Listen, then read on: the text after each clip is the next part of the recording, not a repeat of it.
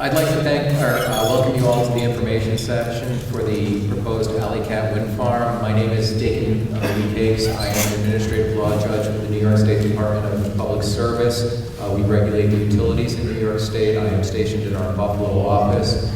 With me is Judge Michael Caruso from the New York State Department of Environmental Conservation. Together we are responsible for collecting all the public comments and the evidence in this case and making any recommendations to the New York State Board on Siting and the Environment. That board is the body that has the final say on whether to grant a permit to the applicant in this case. Getting the permit is a multi-step process that generally consists of 3 phases. A public involvement portion initiates the process. After the public has been informed and meetings have been held by the applicant files with the Department of Public Service and the Siting Board something called a preliminary scoping statement. That was done about a year ago, and we held an initial conference on that public scoping statement back then. Once the developer has all the information they believe they need, they can file an application with the Siting Board.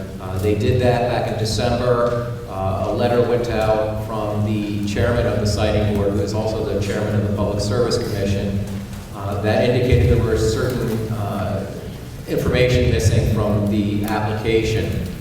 The applicant then responded to that letter and provided more information, and then approximately 6 weeks ago, a letter went out indicating that the application was now deemed complete. That only means that all the information that was required for the application to go forward was in. It does not make any judgment as to the sufficiency of the information in terms of proving anything. That is what we will be meeting for tomorrow, is a schedule to figure out how to get the evidence collected in this case and before the Siting Board. This part of the process takes about 12 months. Before we get to the public comment phase, we are going to have an information session, so I'm going to turn that over to Invenergy representatives right now. After the information session, there will be a brief question and answer session. If it starts to go too long with the questions and answers, I'm just going to ask that Invenergy keep its representatives here and answer questions personally between the people that want to talk to them. Because I do want to have enough time for people to come up and give their public statements and for people to get home at a reasonable hour. Although right now, my definition of reasonable hour for what I'm expecting tonight, just so people are aware, is probably 10 p.m. So with that, I will turn it over to the energy reps.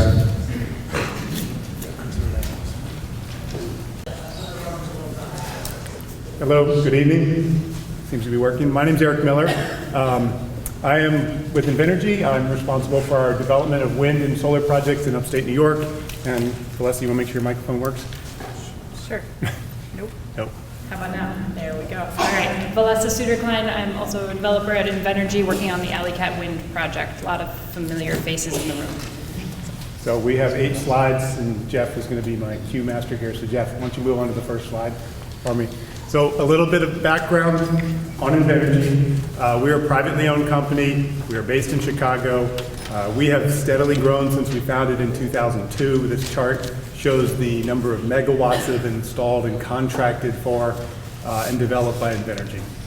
In New York, we have 250 megawatts of operating projects. That includes 3 industrial-sized wind projects in western New York. One of them is 20 minutes north of here in the town of Sheldon. One of them is in the town of Orangeville, and one of them is a 10-turbine project in Steuben County. Those projects, and I'm sorry that people have heard me say this before, but those 3 projects are the basis for which we make a lot of the forecasts for economic benefits for this project. Those projects work successfully. Some of the towns have significant portions of their taxes paid, and the residents are very happy with those overall.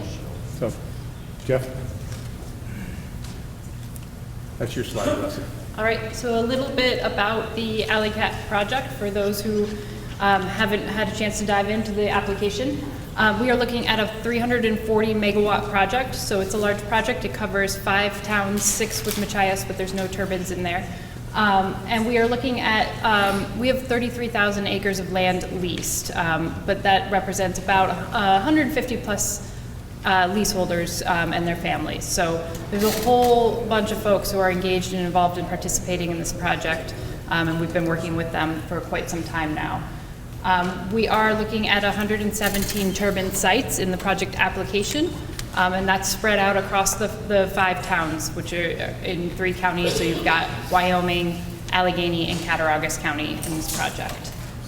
The one question that comes up fairly often for folks, particularly in Centerville, is RES or RES was working on developing a wind project over in Centerville as well. We have acquired those leases, so this map that's up on the screen right now does show that project incorporated here as well. I think that's about it. Yeah, we're good. Okay, Jeff, next slide. So the timeline for development on this, this project has been in development since 2015, and it's ongoing now. Our application was just deemed complete, as you heard, on May 8th, so that starts a 1-year review by the State Siting Board through the Article 10 process. And we anticipate, if things go smoothly and we get a siting certificate, we would anticipate receiving that in spring of 2020, at which point we would start construction and move into construction. So looking at being operational at the end of 2020. Good.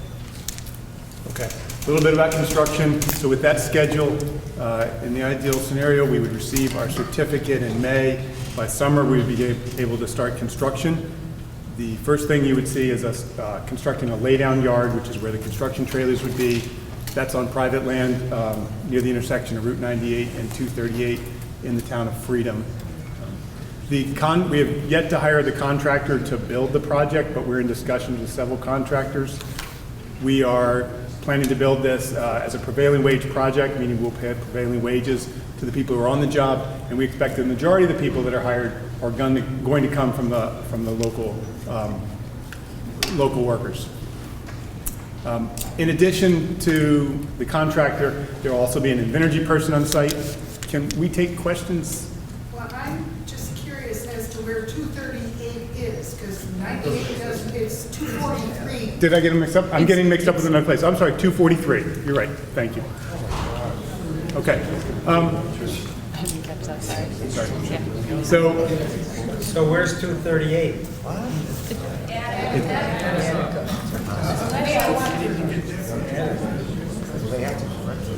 okay, so we would have an on-site construction manager who would oversee the construction of the project. We would also have people on site who are environmental monitors and agricultural monitors who make sure that we are in compliance with the various environmental and agricultural protection portions of any certificate that we would receive. As construction is completed on different sections, we would restore the land, and that would probably start in the fall of 2020, and it would probably continue or pick back up in the spring of the following year, depending on the schedule. Jeff, you got next slide. Overall benefits of this project locally, the annual economic benefits of this project are projected to be $7 million, and those are broken out here. Over half of that, no, not quite half, 2.9 million of that would be in tax-related payments. Those are pilot payments and host community agreement payments that go to the schools and the towns and the counties. There's also fire department taxes that are paid in there as well. There would be over $2 million in landowner payments every year. There would be a little under $1 million in payroll that goes to the local operations center that we would also build and house. We're estimating, I'm sorry to put you on the spot. We're looking at 12 full-time employees. 12 full-time employees is what we're estimating right now. That would be part of this payroll. And then that money also adds up to additional, almost $1 million in additional regional economic activity. So that totals $7 million.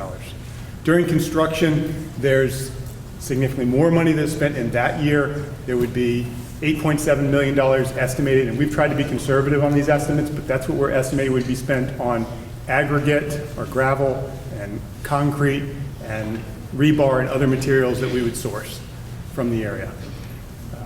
We estimate that there would be over 400 construction jobs at the peak time during construction, and the wages to that construction workforce is over $24 million. Do we have, I think the next slide, Jeff. That's me. Go ahead. All right. So a lot of the information we've just covered and a whole lot more information is available in the application itself. It's 6 binders and site plans. There's a lot of documentation, studies, etc. There's a copy of it in the hall outside this room. If you want to see it, we also have a copy at our office, and there are copies at all the libraries in the region and each of the town halls. So if you want access to the application, it's also available online, both via the state docket and also our website. So if you want copies, you want to go through it, you can absolutely do that. Generally, there are some key areas that folks are interested in looking at, and you can come in and meet with me if you'd like to go through those. The big ones are the site plans for sure, and then also the sound mapping and the shadow mapping. So we have those. We have large maps. They're here. You can look at the potential impacts across the area of the project. Last but not least, well, no, there's a couple more. We have visual simulations, so a lot of folks just want to know what these things are going to look like. So we have the before and after photos, assuming the project goes forward, and what the actual visual impact would be on the region. I get a lot of questions about birds and bats and other ecological studies. That's something we take very seriously. We've done years and years of studies. And we include that information in the application as well, so if you want more detail on that. And last but absolutely not least is the economic benefits. So the details behind the numbers that Eric was sharing with you about how this project can bring $7 million annually to this area, that's available in the application with more documentation behind it. And that is Exhibit 27. Just, yeah. So if you want to go through that, let me know.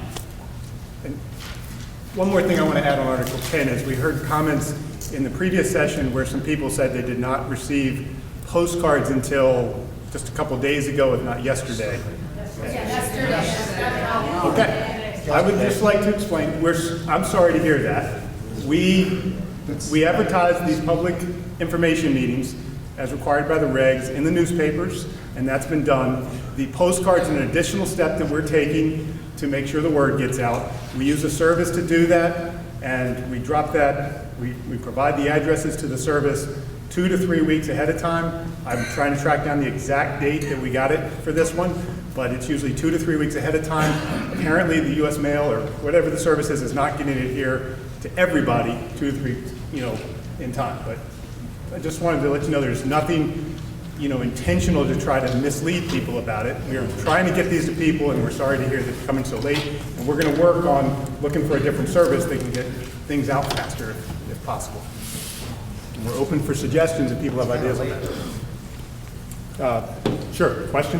Are you stating that all of the employees, the jobs that you're going to be bringing in for this, the resources for this, are they all related to this area that is Cattaraugus County, Allegheny County, Wyoming County, or are you bringing these people in from outside of this area? I think to say that everybody's coming from this area would be too specific and precise. The fact is that this is a very large project, and to find 400 people that know how, that can do this kind of work, you're going to have some expertise that's brought in from out of state. But what we have seen on the other projects we've built is that inevitably you end up hiring a lot of people from the local area as well. So it would be a mix. And Jeff, I think we're at the end of the slides? Okay. Do you want us to, should we start questions? Yeah. Okay. So if people have questions, we can take those now. I have a question. I have a couple questions. Can you tell me what or how much of the part of this is subsidized by New York State taxes? So we are not receiving subsidies from New York State. We are going to sell recs to the state, but that's not really subsidized. It's a competitive bidding process. So all the money is coming directly from Alle-Catt people themselves? They're not getting any outside grants? No, we're selling electricity to the utilities in the state, and we're also selling renewable energy credits. Oh, so you are getting some credits and tax credits?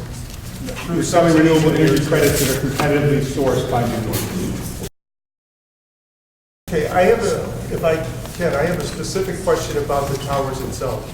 Okay. I understand that the towers, the foundations in the towers would be no bigger than a foundation in a house? No deeper than a foundation in a house. Okay, what about sending structural poles down into the ground? How far would you go with those? I'm not sure what you mean by structural. Well, you would have to have some more than 10 feet of concrete in order to hold up a 600-foot tower.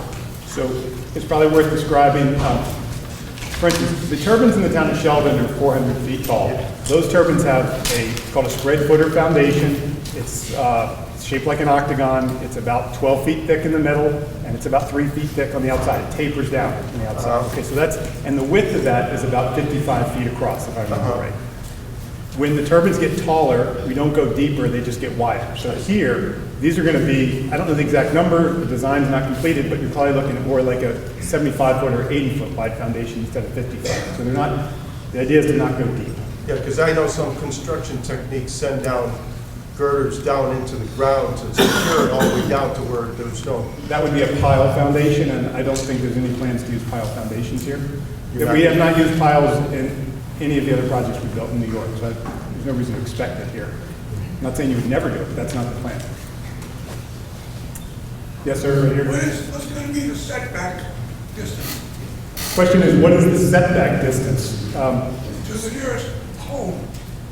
Do you want to answer a question instead of me talking the whole time? Why don't you do it? This is, Okay, so what is proposed in the application is a setback of 1.1 times the tip height of the turbine to all roads and non-participating property lines. Now, with the turbines that we're talking about, that works out to roughly 660 feet setback distance, or 2 football fields roughly.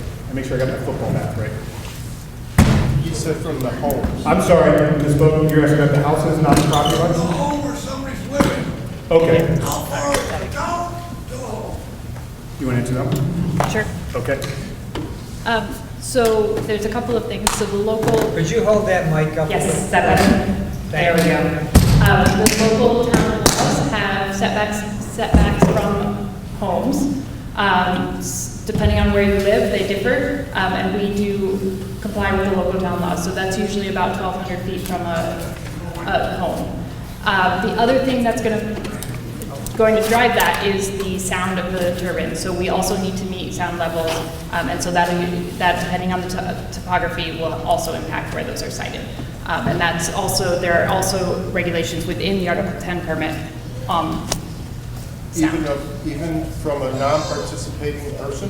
From a non-participating person, we expect the sound levels that she's talking about, we think are going to result in setbacks of a quarter mile or more from houses, and which is roughly 4 to 5 football fields away from a house. So if I have a home and I'm not participating, how far away would your tower be? Again, the exact distance would depend, is going to be dictated by noise levels. We want to meet the noise requirements, but we think that's going to be roughly, I said a quarter mile. 1,320 feet is a quarter mile, so that's the kind of distance we're talking about. You have a question over here? Will the owner of that non-participating home, will he find out or be there when the sound level is measured? Or will they know what it is? Will that participant know what the level is? So the question is, will that person know what the sound level is at their house? So I'm not sure I understand everything, but let me offer a couple things. First off, we couldn't bring it at the last meeting because there wasn't any space in the fire hall, but outside we have a noise contour map that shows the projected maximum noise levels when all the wind turbines are running at full, at the loudest conditions. And that is shown on the map outside, and you should be able to find out where your house is and see what noise levels are projected. So the answer to my question is I would not be personally told. If you would like to meet with us and look at the map, we will point out where your house is and show you exactly what it is. I can't tell you right now. So it's already been done? No, the preliminary construction surveys, we've done a study to predict what the noise levels would be. That's been done. So is there another study in that? And then after the project is built, we would do what's called a post-construction noise study to verify that the noise levels are equal or less than what was projected. After it's approved, then you check it out. Well, one of the good things, these studies have been done at many projects, and we've done them ahead of time. post-construction studies afterwards, and the post-construction studies have showed that the models are very good at predicting what the noise levels are. So that gives us a lot of confidence in that, and amongst hundreds of other these kind of studies have been done. Is the study being done by you or independent? We hire an independent person to do it. In this case, it's reviewed by the state siting board, is how that's going to work. That's right, let's find some more questions you want to pick. I was curious, the owners of Invenergy, are they out of state, or are they New York residents? And I'm just asking in terms of the profit that's generated from selling electricity, you know, does that leave the state, or is that something that stays in state? And then the second question I have is in terms of the electricity that you generate, does that just generally go into the grid, or does it go somewhere specifically? To answer the question, the company is privately owned, and we are headquartered in Chicago, so the largest owners of the company are based in Chicago. I think it's important to realize these projects are long-term investments. They take a long term to make money, so they have to be built to run for stably. You have to keep in mind, long-term though, I mean, every year this project's bringing in that $7 million per year. Homes that That's the way. are following them from before development to development and then post-operation of the wind farm. And the studies, the peer-reviewed studies consistently show no impact on property values. NREL, the National Renewable Energy Laboratory, there are others as well. No, and so, but I hear your concern. And we have also, along with that, those studies support sort of what we're hearing anecdotally. We also were working in Sheldon, and I talked to people who are up around the Eco Bliss project as well. And we're really seeing that folks will either move in or move out, but that it's not having an impact on property values. So I appreciate your concern. Selling property right now where wind turbines have been built, they can't sell it. We cut it into half price and they still can't sell it. And they're stuck. They have to move because the windmills are making them sick. So they've had to move, and the property is sitting there that they're still paying a mortgage for. They've had to buy another property. So I appreciate your concern. I'll be here after we can talk through this. I do want to move on, but I understand. We believe that's the noise level. It's usually going to be less than what's out there. Okay, but your question still, I think, is suppose for whatever reason the turbine ended up being far louder than we expected. We are going to have conditions in our state certificate based on what we've seen elsewhere that are going to require us to make sure noise levels are at a maximum level. If we were to exceed those, we would have to change something. We would have to change the way we run the turbines or not run them, which is not something we want to get into because you can't have a multi-million-dollar machine sitting there and not running. So we're going to find a way to make sure we can get the sound levels in check. It also incentivizes us to make sure that we get it right the first time. Well, I guess my issue is what is our step as the public? If my noise level, because I don't have a problem paying for a noise test myself, what is going to be done to protect me from having a noise that is interruptive? We have a lot of concerns here, and that a lot of them are just being shoved aside, not, okay, let's address each individual and their concerns.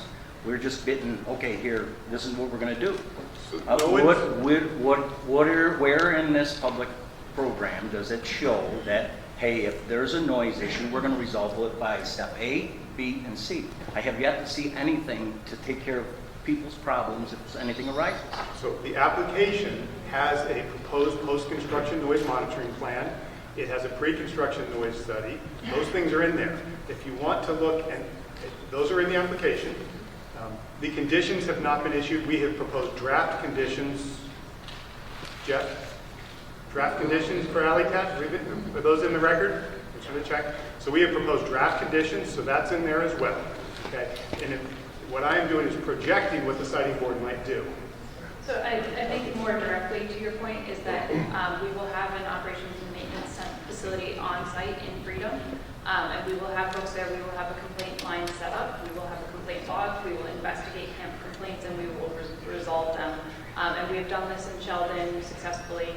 So yes, you will have a place where if you have a concern, you have an opportunity to share.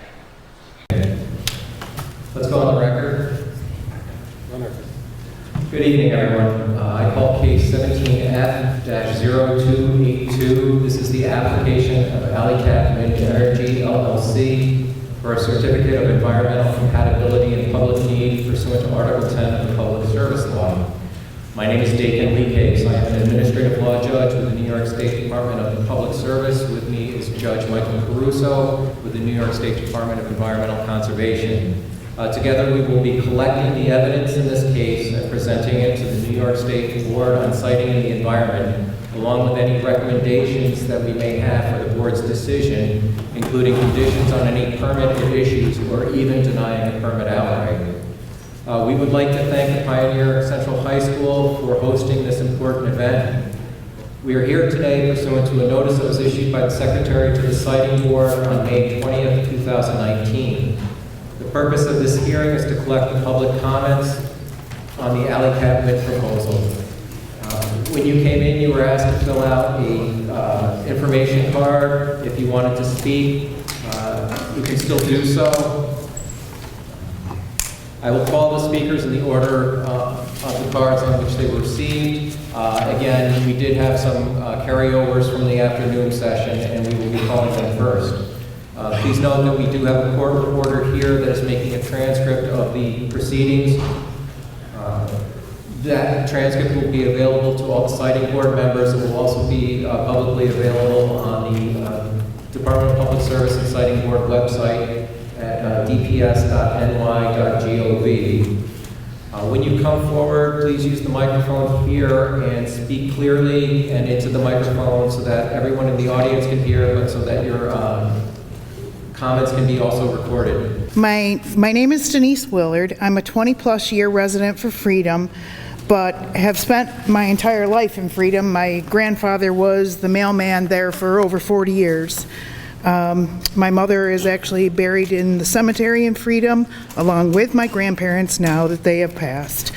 I have a degree in mechanical engineering technology, and for the last 12 years I've worked for the New York State Department of Transportation and am presently a principal engineering technician in Hornell. So I drive from Freedom, and I choose to do that. Nobody forces me to do that. I choose to drive from Freedom to Hornell. My husband is a traffic signal technician for the New York State Department of Transportation, and he drives from Freedom to Rochester daily. We choose to live in Freedom. I have 3 horses, 3 dogs, 2 cats, and a goat. Don't forget Billy.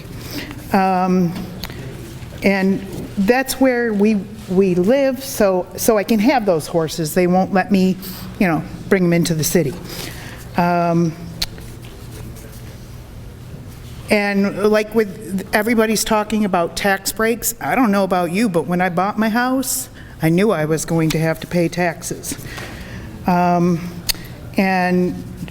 with my degree, I've done lots of drafting, and Invenergy's maps, I have a hard time reading them, and if I ever took one of those back to my supervisor, it would come back covered in red ink. Let's see. I wanted to make sure that there is an eagle's nest right in the center of 11 turbines, proposed turbines. And I found out about the eagle's nest years ago when the Arcade Herald put an article about it in there and told the address that it was at. Well, I didn't find out until I sent a comment into the DPS that you cannot legally disclose the location of an eagle's nest. So I'll just say there's an eagle's nest. It is in Freedom. It is centered in, it'll sit among 11 turbines in the Alle-Catt Wind project. And yes, there are eagles in that nest. I check on them. Now that the leaves have come in, I can't really see them anymore. Though there will be a line of turbines to the north, another line of turbines to the east, and yet another line of turbines to the west. On Sunday, April 28th, 2019, when I was driving south on the road I live on, I spotted an eagle. Actually, I looked and I'm like, what is that in the tree?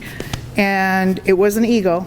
And in the studies that are in the application, when they did their 3-month study on the eagle nest location, they said that the eagles usually soared north or northeast or east.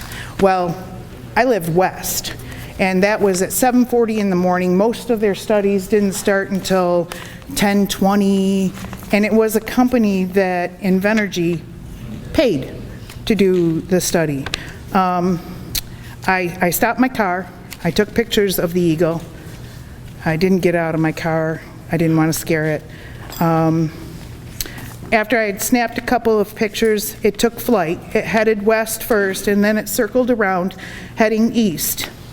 So I went home, and I brought up Invenergy's map, and I drew a line from where I saw the eagle to the nest, which was 2.74 miles west of where the eagle's nest is located. And that eagle would have to fly through 8 turbines to get back to its nest. It would be sad to see the town that has the most patriotic name become a location where we put eagles at risk. I don't know about you, but when I see the eagles, and I did see one on my way here today because I work in Hornell, and there's an eagle nest around the Almond Dam, and there was one soaring above the Almond Dam. And I don't know, I just well up inside because they're so majestic. They're just, you know, they're amazing to see. And then I didn't even know that we have ospreys in the area too. And I was in a meeting at Franklinville and found out that there's an osprey platform. I can't say the location of that either because it's a protected bird. And so I checked when I came back from that meeting in Franklinville, and there was nothing on the platform. And 2 weeks later, there was a nesting pair on the platform. We even got a picture of the one osprey giving a fish to the other osprey. I'm just, I would like you to, you know, consider, you know, protecting these birds. I mean, it's really unbelievable to think that we would put them. I mean, New York State spent millions of dollars to bring back the population of the eagles because in 1976, I think it was, there was only one nesting pair in New York State. Now we've got them so I mean, you can actually see them. And even the turkey vultures. I mean, when I was a kid, the only place you saw a turkey vulture was at Letchworth State Park. Now you see them a lot. They're a protected bird. I'm just asking you to take that into consideration. And put in I don't think that asking for protections of like further setbacks, but I want to put on the record that I did not get anything from Invenergy about today's meeting. It's friends like Ginger Schroeder, and I have a neighbor across the road that was going to get a turbine, but Invenergy lied to him. They told him that his neighbors, which we get our hay from, for the horses, had signed an agreement with them. Well, they were going to go and do this together, so he got mad at those neighbors, and his name is Gordon Bacchetti. He's got a statement on the DPS website. He got mad at the neighbors and called them and said, you know, I thought we were doing this together, and there were other neighbors. They didn't just mention them, who we get our hay from. I thought we were, you know, doing this together. Why did you sign with them? And they're like, we didn't sign anything. And so, I mean, it's scary. And I had read about that on the internet, that different, that promises were made and stuff, and that they told them, you know, so-and-so signed with us, you need to sign, and it wasn't true, and that happened in our case. Like I said at the earlier meeting, there were supposed to be 7 turbines across the road from me, and there's only 1 now. what happened to the other 6, you know? So please protect us. Thank you. Thank you. Yeah, it's just mainly about the sound you're talking about. You know, I've worked construction for 37 years, and in every state I worked in and everything else, I'm only going to say the 20 dBA number right now. At 20 dBA, you got to have hearing protection in your ears for over 6 hours. And if I wanted to get into the 50 dBA, that's over 7 hours. You have to wear earplugs. And that noise is a little outrageous. The reason my wife won't get up here right now, she has anxiety attacks. We were over in town of Eagle at a friend's house, in the windmill, the shadow flicker got to her. Boom, that's it. I says, I can't stay with this. It'll drive her nuts. So there's the noise amounts they want to put up, or put out with these things, and the shadow flicker they're going to put out. People don't realize how bad it is. And noise, 20 dBA, 6 hours, a little better than 6 hours. You got to wear hearing protection. That's a long time. Now, if you got little kids and they're outside playing, which they do all summer long, you got to put earplugs in their ears. You know, I've got 10 grandchildren going from this high down to one that's a year and a half old. Gonna stick earplugs in all their ears to play outside all day long? That don't sound very good, because they won't keep them in. You know, I have a lot of grandchildren, and that's out of 3 kids. Laugh all you want, it's the truth. So, that's all I have to say. Karen Engstrom, I come from Chautauqua County. We've been documenting this wind turbine onslaught for the last several years in western New York. Our films are available. I have a number of them here if anybody wants to get any from us. On Chautauqua Updates on YouTube, and that you can see your town boards in action, and you can see some of these hearings. Could you speak closer to the mic? Okay. Better? Did anybody hear anything I said? Yes. Okay, good. What we documented most recently was the beginning of the Arkwright Wind project in your adjacent county, Chautauqua. They began operation September of 2018. Some of the Arkwright people are here tonight to tell us what has happened to them. Some of them actually didn't know about the project. Others fought it as hard as they could. Some of the questions you've asked here of Invenergy include, how do you stop it? The Invenergy person answered that in the afternoon project. You make sure that your industrial development agency holds to its promise that it will not grant a pilot a payment in lieu of taxes. You tell your legislators and the members of your IDA, and you can go to their board meetings, they're all public, we did in Chautauqua County. We made sure we had a good showing, and we said we do not want you to give them a tax break. We deserve to get a full taxation. McDonald's pays full tax. Every little store pays full tax.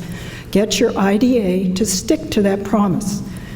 There are 4 counties in this area that have made this determination. The legislatures of the counties of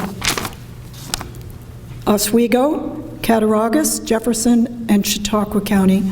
Cattaraugus, that's you, and Allegheny didn't do it yet, but you can get them to do it. Because of the efforts of Ginger Schroeder and others in this group, your county has committed to saying we would like to have full taxation. Invenergy has already said they will not put in a wind project if they are fully taxed. Very simple. The statement that was made by all 4 of these counties when they said, no pilot resolution in our county, this is it, and I quote, wind energy projects, regardless of their capital investment, produce few permanent jobs for the local economy beyond their construction phase, result in little secondary expenditure in the local economy, and do not produce a multiplier effect in the regional economy, and might well have a negative economic effect on the economy of the host community. One of our speakers this afternoon from Chautauqua County explained that the net negative aspect of this has been proven by us because we've figured out in Chautauqua County that you will, in the long run, lose agriculture, tourism, property values, communications will all have to be redone. Those are concerns that are never considered in the cost-benefit analysis. So no real cost-benefit analysis has been done. Your costs will be more than what they pay you. Economically, it is not a viable thing. Another question that came up. The London School of Economics has proven in its studies that property values can drop as much as 40%.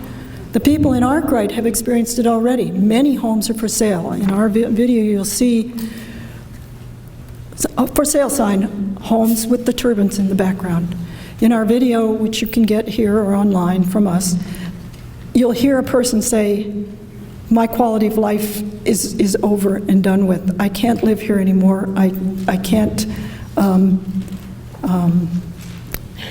well, some of the people are here and they'll tell you themselves. In any case, when they do complain, and there is a phone number to complain to, and many of them do regularly, they don't get any answer. They get no response.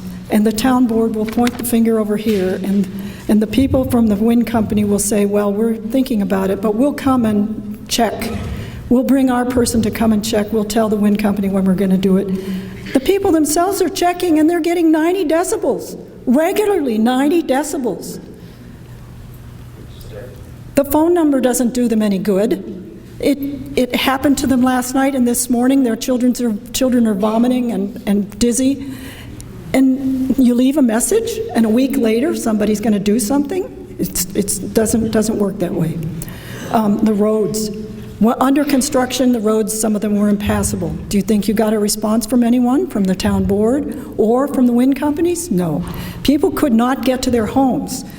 The roads are blocked by equipment, and they drive forklifts with their lifts out, and they drop silica dust the whole time. Silica is a very, very dangerous material, and it's in the air everywhere while they're constructing it. It makes concrete.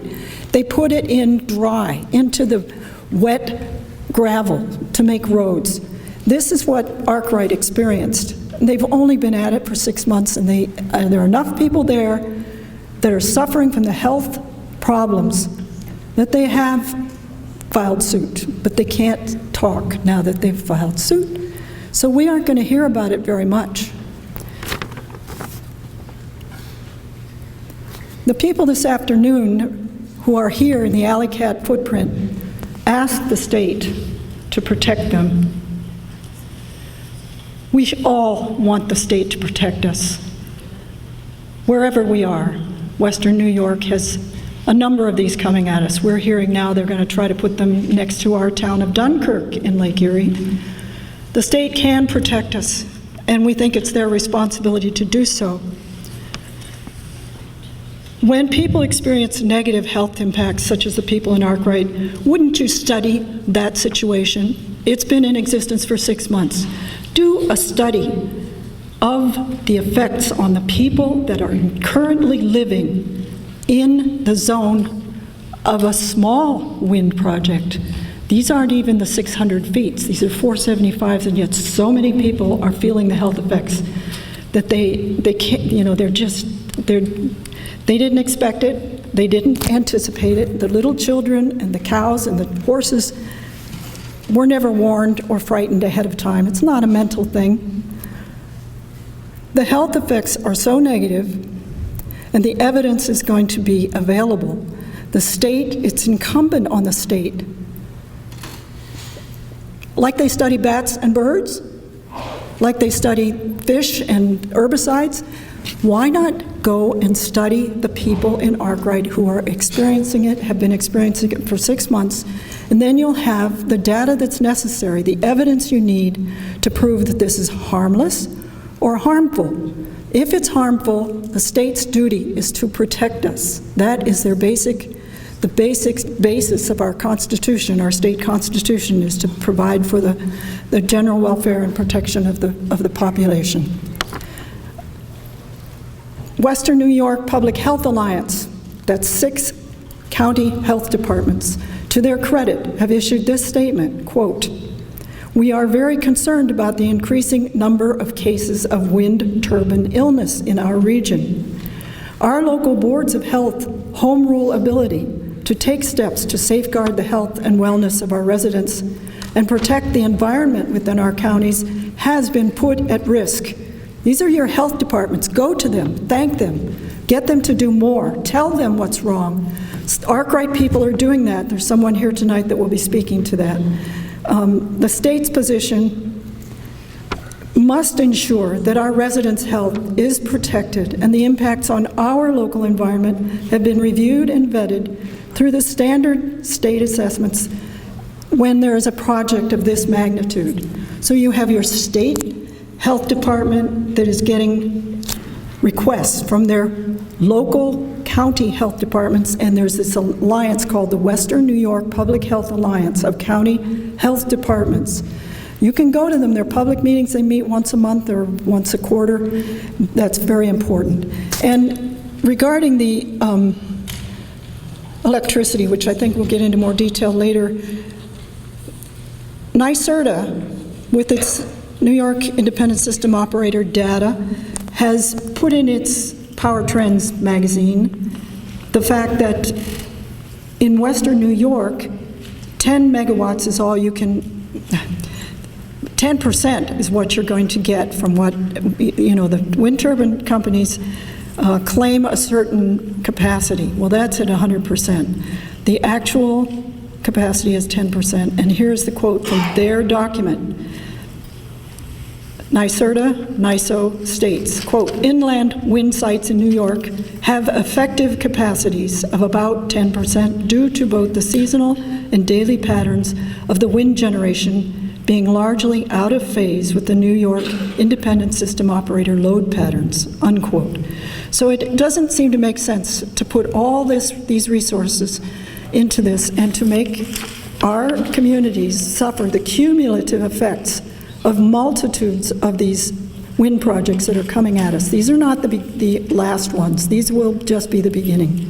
So the negative health effects, the negative environmental effects, and the negative economic impacts are going to have a devastating effect on our communities. One last thing, we understand that the hydro output of electricity of Niagara Falls has been curtailed to cause it to appear that there is a necessity of building wind turbines. This is our most valuable renewable energy. It's been there and it will be there, and we should use it to its maximum. We should not allow our state government to curtail it and make us think that we need power. We don't. Our power demands have diminished in this region. So all I can do is bring you a message from Chautauqua County. Oh, I remember now what the gentleman said. He said, please stop it before it starts. That's your only hope. The next thing is get out while you can if big wind is coming. Thank you. Good evening, everybody. I probably won't get a standing ovation when I'm done here because I am not against the windmills. I'm not necessarily for them, but I'm not against them. I have basically heard no real truth that makes me fearful of them. Before I go on, my name is George Duncan. As of 3 weeks, I'm on the, I serve on the town board of Farmersville. Farmersville I love. My career was a builder, and we're talking about land losing its value. In '01, I bought a fixer-upper in Massachusetts, had to buy it higher than it was, because it was being bid on, for $220,000.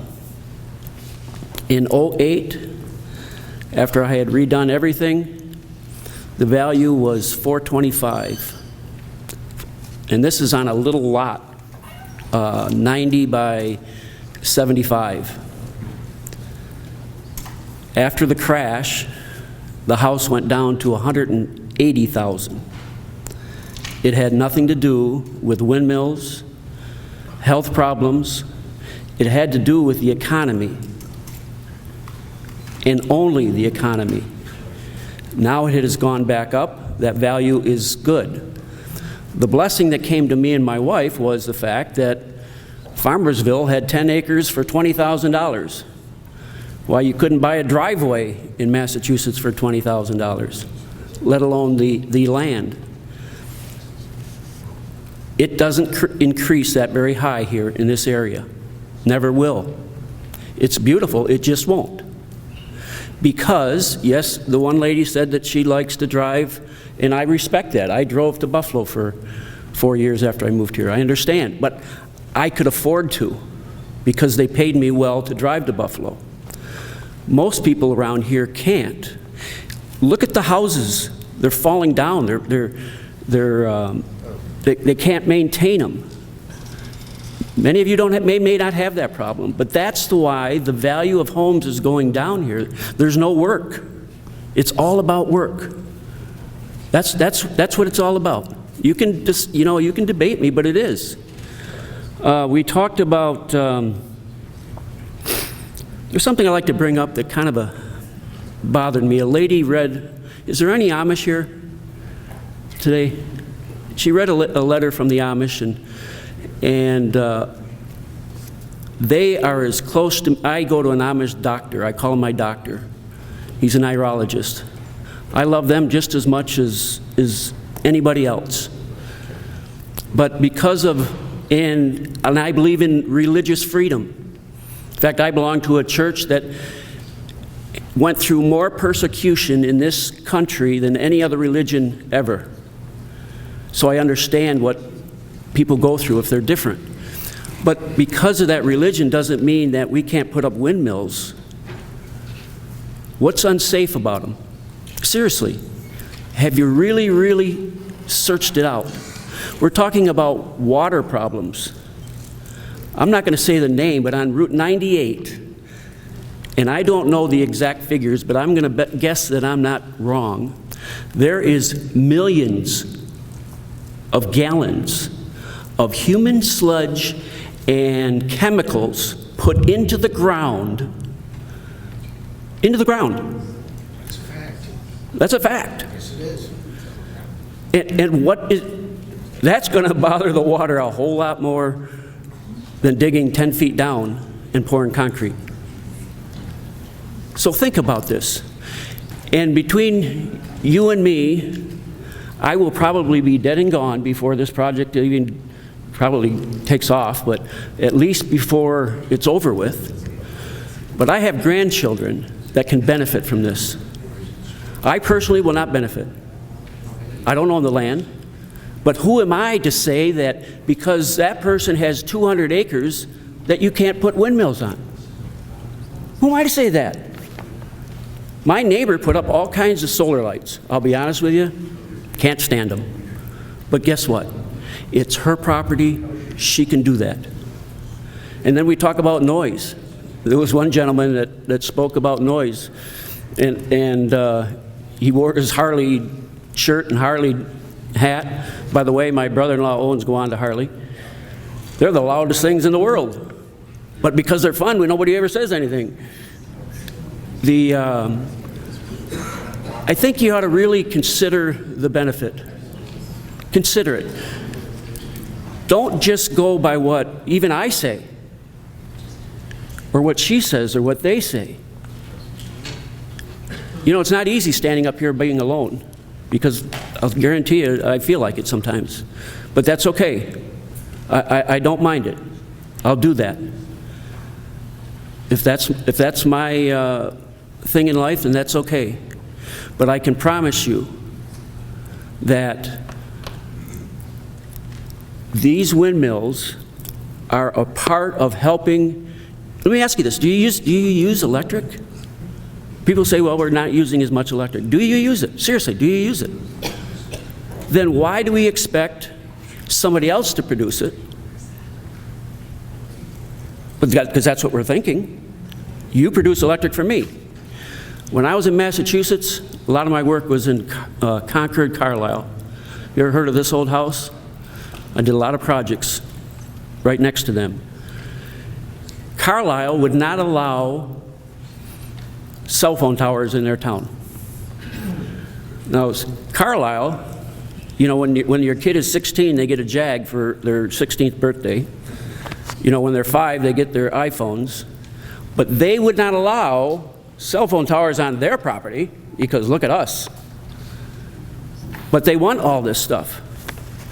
Just consider it. Just consider it. That's all I'm asking. Thank you. For the record, my name is Dennis Galuzzo. I am a pharmacist. I own Family Medical Pharmacy in Erie County, and I am the only pharmacist member of the Erie County Board of Health. I recently retired as the Executive Director for the Pharmacists Association of Western New York, and I am a member of the Specialized Medical Assistance Response Team. I want to thank the Siting Board for allowing me to express my concerns. I am grateful to see that the Siting Board includes members from the State Health Department and the DEC. I have heavily invested in a beautiful piece of property in Rushford, and I am extremely concerned about 2 proposed commercial industrial wind turbines to be erected within 1,200 feet of my newly constructed home at 9876 Brookside Road. If I would have known that this massive wind energy was coming to Rushford, I would not have chosen to retire and build in Rushford. I am not anti-wind, but no one should have to endure the degree of infringement on their quiet enjoyment of their country property this project would cause. I've never received any notification from Invenergy or my town that any of this was going to happen. Yet I received a tax bill ever since I bought the property in 2011. I started building in 2014 and just received a certificate of occupancy in the spring of 2018. The first correspondence came to my attention April 5th, 2017, from the Thew Associates land surveyors to survey my property. It was unclear what this was regarding. Now, of course, I know. However, they said they would contact me prior to initiating any surveying task on my property. They never did, and I never gave them permission. Yet now I see they have markers all over my property. The next correspondence was a postcard from Invenergy for an open house meeting on January 31st, 2019. My mom passed away January 27th, 2019. I was unable to attend. However, I understand that no one attended that meeting because there was a winter weather advisory that day, and Invenergy is only now proposing another meeting. And the next correspondence was from Invenergy's Scott Johnson in February of 2019. I personally initiated the correspondence after hearing that Scott Johnson was negotiating with my brother, who lives next door to me, with the landowner, Yvonne Bellis. I asked Johnson, did he not have the legal responsibility to negotiate with me directly since my brother did not own my land? Johnson made like this it was perfectly acceptable. Invenergy has been collecting leases, as far as we can tell, as far back as 2015. That is when Invenergy and our town boards should have alerted the populace. I believe everyone involved with Invenergy, and that includes our town boards, has purposely and unfairly not notified small property owners like myself who will be negatively impacted until it was too late to do anything regarding the adoption of the town laws. I only found out about this project well after the town law was passed. Then, and only after then, did Johnson try numerous times to push me into signing a lease, stating that I should sign since everyone else around me has signed. And if I don't sign right away, that I will be closed out of the ability to join the group as they were reaching the deadline to include anyone else, and I would lose out on collecting any money. I was never notified of a public hearing regarding this proposal. I never received notification via first-class mail as prescribed in the Rushford Wind Law of anything regarding this. I am asking this siting board to require Invenergy to enter into a property value guarantee agreement. Invenergy says there will be no effect on property values. Therefore, they should put their money where their mouth is, and they should have no objection to ensuring anyone or everyone in these towns is compensated if, after project construction, they cannot sell their property at the pre-projected assessed values. Invenergy has offered such agreements to town residents in other projects it's developed. Under the agreement, Invenergy would pay the difference between what the property actually sells for and the pre-project assessed value. A proper agreement with protections for Invenergy and for all of us can be arranged and should be arranged. The reason to believe property value will take a hit can be seen graphically in the visual impact map Invenergy provided. It shows that most people in Rushford will see, sorry, I'm a little dry, will see between 10 and 30 turbines, and those on elevated land will see 100 or more. Independent studies put the impact on a property values at 15 to 30% within 2 miles of the project. I am currently in the process of getting a real estate appraisal on my property. The man is coming to my house tomorrow morning. All that being said, and given my background, at least as important are my concerns about public health. The World Health Organization has recently issued a study concluding that shadow flicker, infrasound, and the general noise from wind turbine produces negative health impacts. The Western New York Public Health Alliance, made up of public health commissioners from all 10 western counties, recently voted unanimously that New York State should not issue any siting permits for any of these proposed projects until baseline human health studies have been conducted. The New York State Association of Public Health Officials has also adopted the same position. I'm on the Erie County Board of Health. I didn't even know they were doing that. It was done well before I was even involved. You should, boy, I'm destroying you. It's all right, I'm sorry. You should know that I'm sorry about that. That happens. Okay. I'm Italian, you know, I have to do the hand thing. You know? It's you know, it's bred in. You should know that the county legislatures of Erie, Niagara, and Orleans have all gone on record opposing the Apex project in Niagara and Orleans counties. The county legislatures of Cattaraugus, Chautauqua, Niagara, and Franklin counties have passed a resolution urging their IDA not to sponsor wind projects. The World Health Organization guidelines issued October 2018 now include wind turbine noise. I am going to provide you with my statement in full, and it has the site where you can see that. Also, I have provided a good summation of the issues and clarifications regarding turbine noise as a health hazard for those who are not audiologists, and I have that also in my statement. The site is there. The local laws of all project towns, except Farmersville, have been changed to provide what Invenergy has asked to get this project approved. They virtually are writing the law for these town people to accept. Turbine heights of 600 feet, setbacks of 1.1 times the height of turbines, that's 660 feet from my property line. Noise limits, DEC guidelines say would be intolerable. 45 decibels at night, which is about 20 decibels over nighttime background sound levels, causing chronic sleeplessness and adverse health effects. And my brother, who happens to be an engineer, told me, what is it, 6 decibels above is 10 times the sound impact. So when you say a decibel, it doesn't just mean 1. If it's 6 decibels, it's 10 times the amount. It's logarithmic. Logarithmic. Well, so 45 decibels at night, which is about 20 decibels over nighttime background sound levels, causing chronic sleeplessness. 30 hours, now this is what really bothers me, this one, because we looked into it. 30 hours of shadow flicker. There is no health standard that justifies even 1 hour of shadow flicker. But no town or any other agency has reviewed the impact Invenergy's recommendations would have on our town's population. Yet our town and others have agreed to these recommendations without study or question. Most underdeveloped rural communities have background sound levels at nights that are very low, about 25 decibels.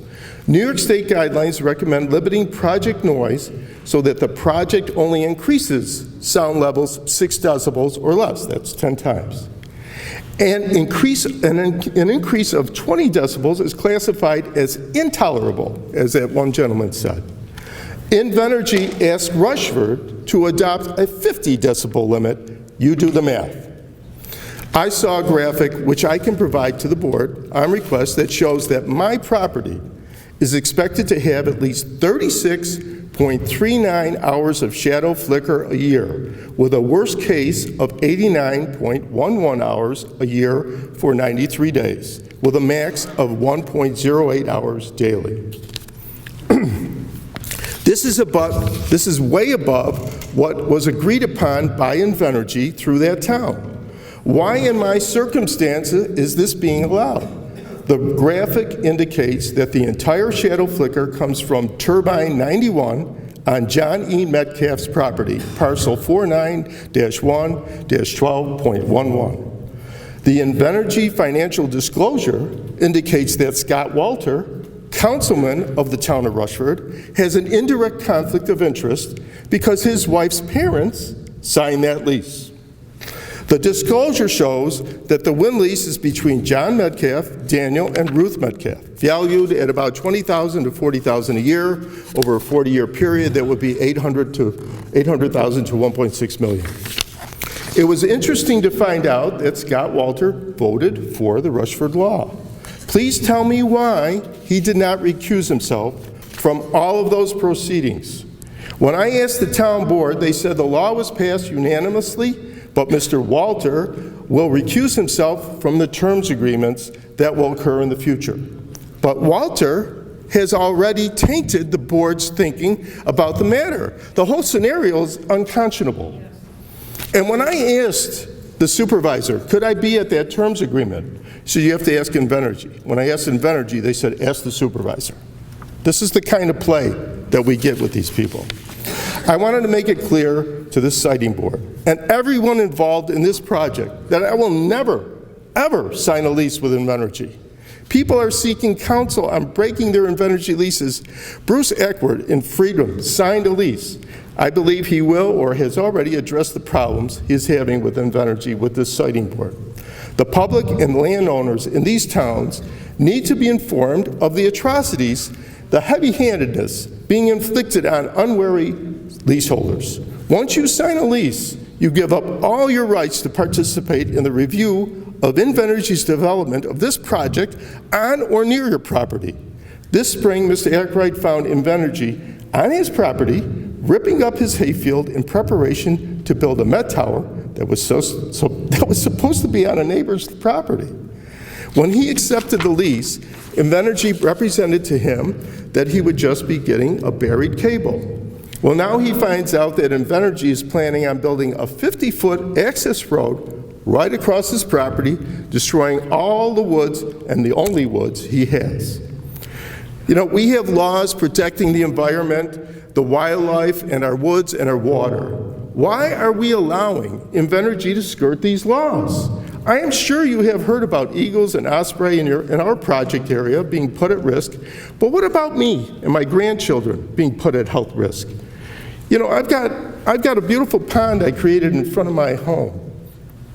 It's only a third of an acre. I put 40 trout in there last year. Guess how many I got left? 0. You want to know why? I thought a heron was attacking those fish. It was an osprey. told by my brother. No, that's an osprey coming to your pond. So I have an osprey coming to my pond, and I've got two wind turbines that are going to be built 1,200 feet from my front door, which is where my pond is. For example, Public Health Law, Service Law 1001.23, Exhibit 23, Water Resources and Aquatic Ecology, Section 3, pertaining to wind farm facilities states, an analysis and evaluation of potential impacts during the normal and drought conditions from the construction and/or operation of the facility on drinking water supplies, groundwater quality, and quantity in the facility area, including potential impacts on public and private water supplies, including private wells within 1 mile radius of the facility site, and wellhead and aquifer protection zones. Meanwhile, per Invenergy's draft stipulations, they independently wrote that they would only provide maps of wells plotted after 2001 and within 500 feet of a project, severely neglecting the requirements of the New York Public Service Law. This tells me 3 things. 1, they are admitting that their turbine foundations may contaminate wells. 2, they conveniently picked a radius of 500 feet, knowing full well the current town Invenergy's law don't allow turbines any closer to property lines than 660 feet. And third, the company will not protect drinking wells at older homes, which we have a lot of those. How shrewd. They make their own law and ignore the health law stating the radius standard should be 1 mile. This causes great concern as to what other shortcuts they will be taking that will put our health risk and safety at risk. I don't know where the members of the sitting board live, but I fully intended on retiring to country life well away from city sights, sounds, and smells.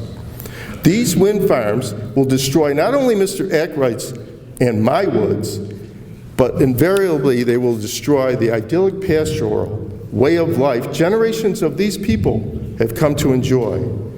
I can tell you right now that it will disturb the wildlife in my area, and I purposely bought that property so I could walk out my back door and do hunting and fishing and enjoy country life and get away from all of the rigors of my city life.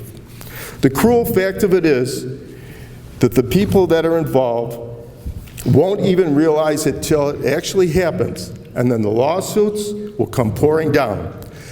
To answer your question, 60 residents of Orangeville are currently suing Invenergy for nuisance.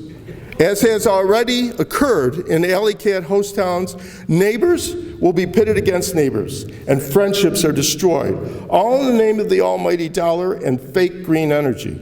And I tell you it's fake because it's intermittent, and they have to have gas or they have to have other means of generating electricity to supplement when those winds are down. And I never intended on retiring to make battle against industrial wind turbines. I intended to retire to quiet life.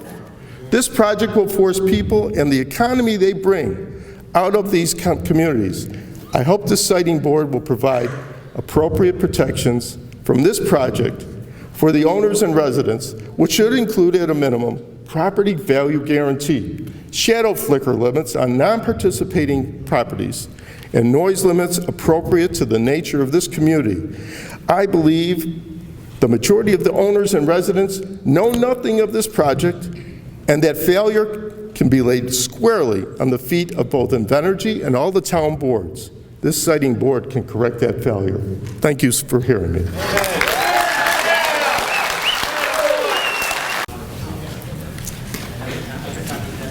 Hi, my name is Tracy Wood, and I will keep this short. I'm going to pull it apart.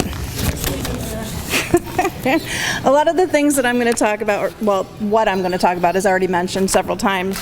But the point that I want to make is, first of all, Invenergy has already addressed the fact that most of us did not get notification of this meeting until yesterday. On top of that, I am in one of the highest flicker zones. I am well within the 5,000 feet, and I have yet to receive a single notification from Invenergy about anything until the letter I got yesterday about this meeting. One of the things that I wanted to talk about, I have to put it on my phone, sorry.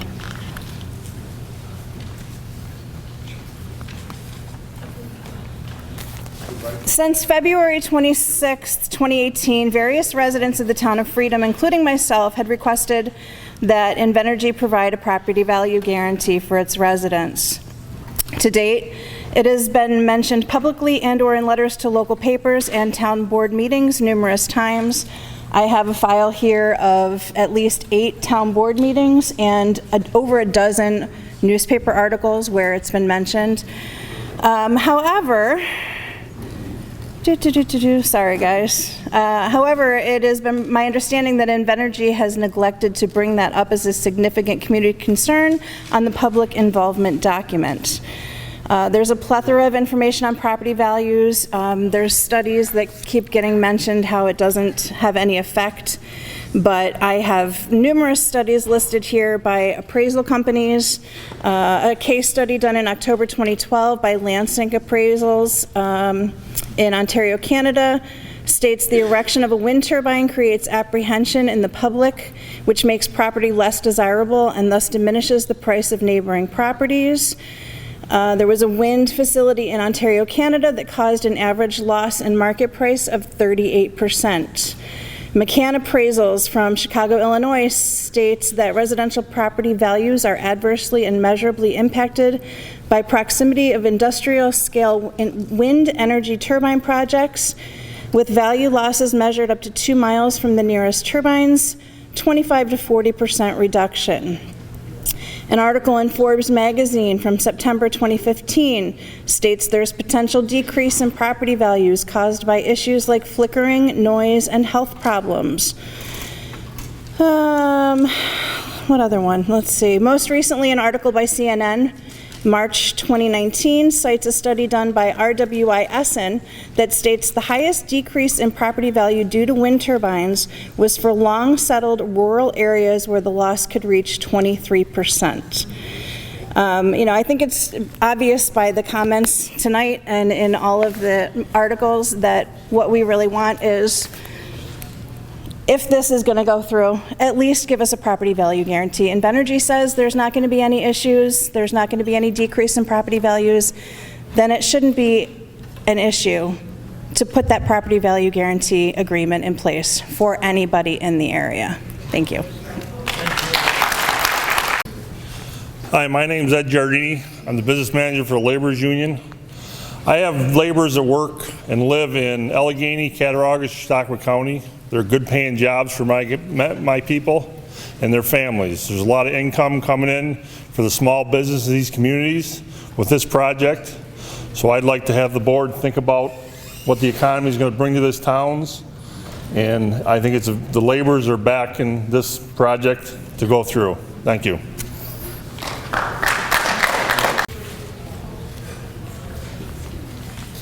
My name is Carmen Surratt. I work for the Laborers Union, like my brother said. I work for about over 1,000 people in Western New York. Many live in this area. Like a gentleman said earlier, there's not a whole lot of work in this area. I mean, if you look around, there's not a whole lot of construction, and this project is pretty big. It'll keep our members busy for quite some time. Our members depend on projects like this. They depend on to survive and support their families. That's why we support this project 100%. Thank you. My name is Dawn Ackward. I live in Freedom, New York, on a property I consider quite beautiful. We moved out here for peace and quiet. My husband and I no longer have peace and quiet due to Invenergy. We signed a lease. Promises were made to us. We were told that there was going to be a back corner of our property, that there was going to be an underground collection line. Well, we found out that that was incorrect.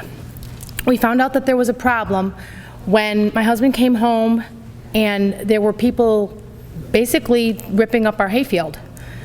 They were moving snow at this point. They did do a little damage to the earth, but they were going to put up a Met Tower. Well, the Met Tower was supposed to be over a property away. Needless to say, they still have that Met Tower. It's up.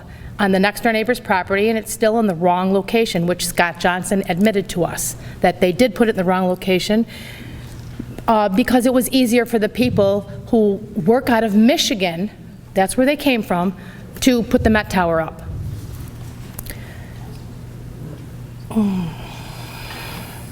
Now my son and his girlfriend and my grandchildren live with us, and there is a blinking red light that goes into their bedroom window pretty much every night from the Met Tower. Like I said, it was a big wake-up call for us. We did some more research, found out that there's going to be a wind turbine approximately 1,200 feet from our house, which I'm not really happy with. It's about 160 feet off our property line, where we were going to build a pond and have a recreation area. They're going to probably have to clear most of our woods. I'm not very happy about it. I no longer want to honor the lease that we did sign, because I don't feel that Invenergy is a reputable company. They lied. That's all I have to say, is they lied to us, and now we're in a lease that I consider null and void, because you breached your contract with us when you came on my property, did not give us 30 days notice. You weren't even supposed to be on our property. That's pretty much all I have to say. Thank you.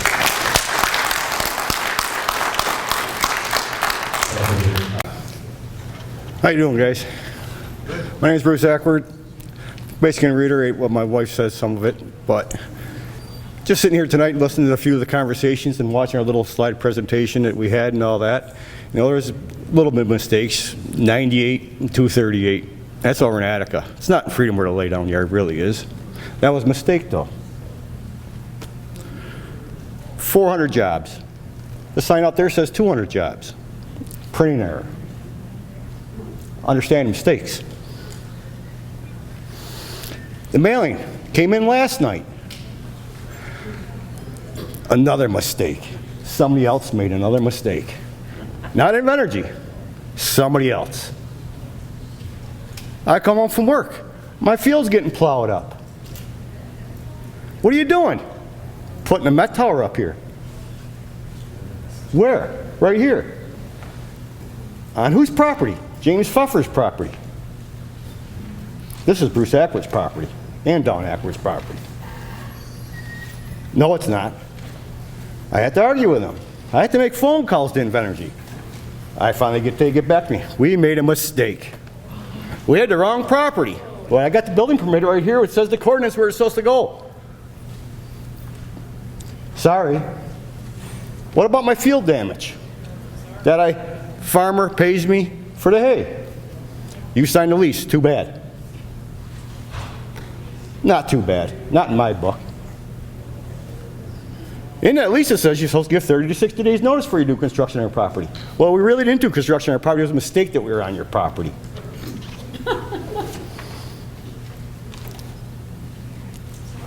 All these mistakes keep on adding up.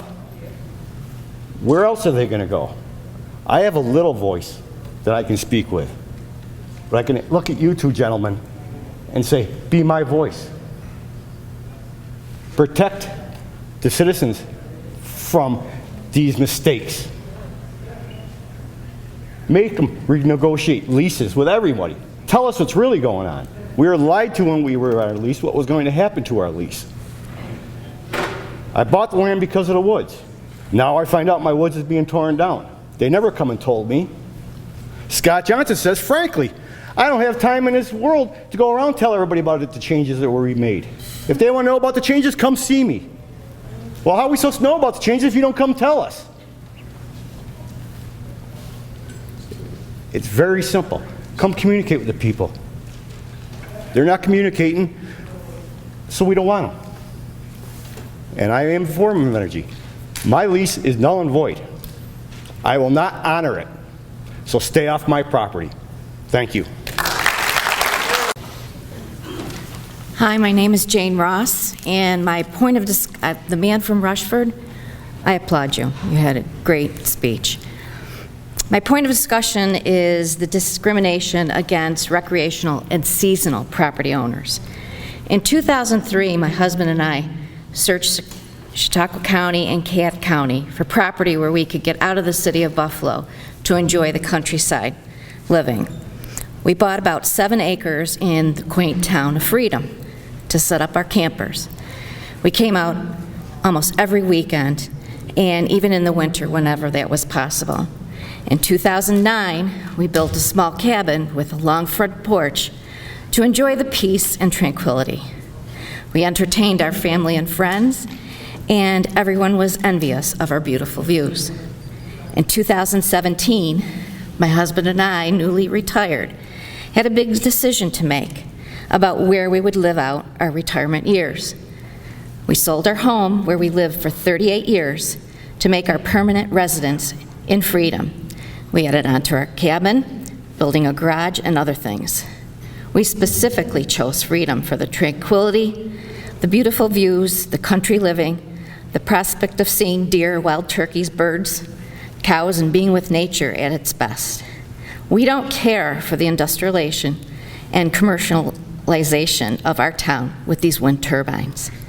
Had we known that the Alle-Catt project, we never would have built our retirement home here. And please don't discriminate against the seasonal and recreational owners of property. They should have the same protections as permanent residents in the event that they want to utilize their property as a permanent home as we did. We pay extra taxes. Okay, Invenergy, you do too. Thank you. I spoke earlier about how Centerville's town board is corrupted. Now I'd like to explain to all of you how Centerville adopted the wind law that Invenergy wanted. Under New York state law, to pass or revise a law, a special meeting needs to be held. There are requirements under Section 104, public notice. The town's obligated to post the meeting date in the newspaper. The town is obligated to post the meeting conspicuously in a public place. The town's also obligated to post the meeting on the town website. On July 24th, the town of Centerville held a public hearing on their proposed wind law that no residents knew about. Ironically, the Invenergy representatives and attorneys were about the only ones who showed up. For the last 10 years, Centerville's official newspaper has been the Cuba Patriot. It has been the source for any public notices in our town. No notice of the meeting was printed there. Instead, the Centerville Town Board chose the Olean Times-Herald to advertise the meeting. When I contacted the Olean Times-Herald, they explained the circulation in Centerville is 0. Literally no one in Centerville has a subscription to that paper. It was posted on the town's bulletin board.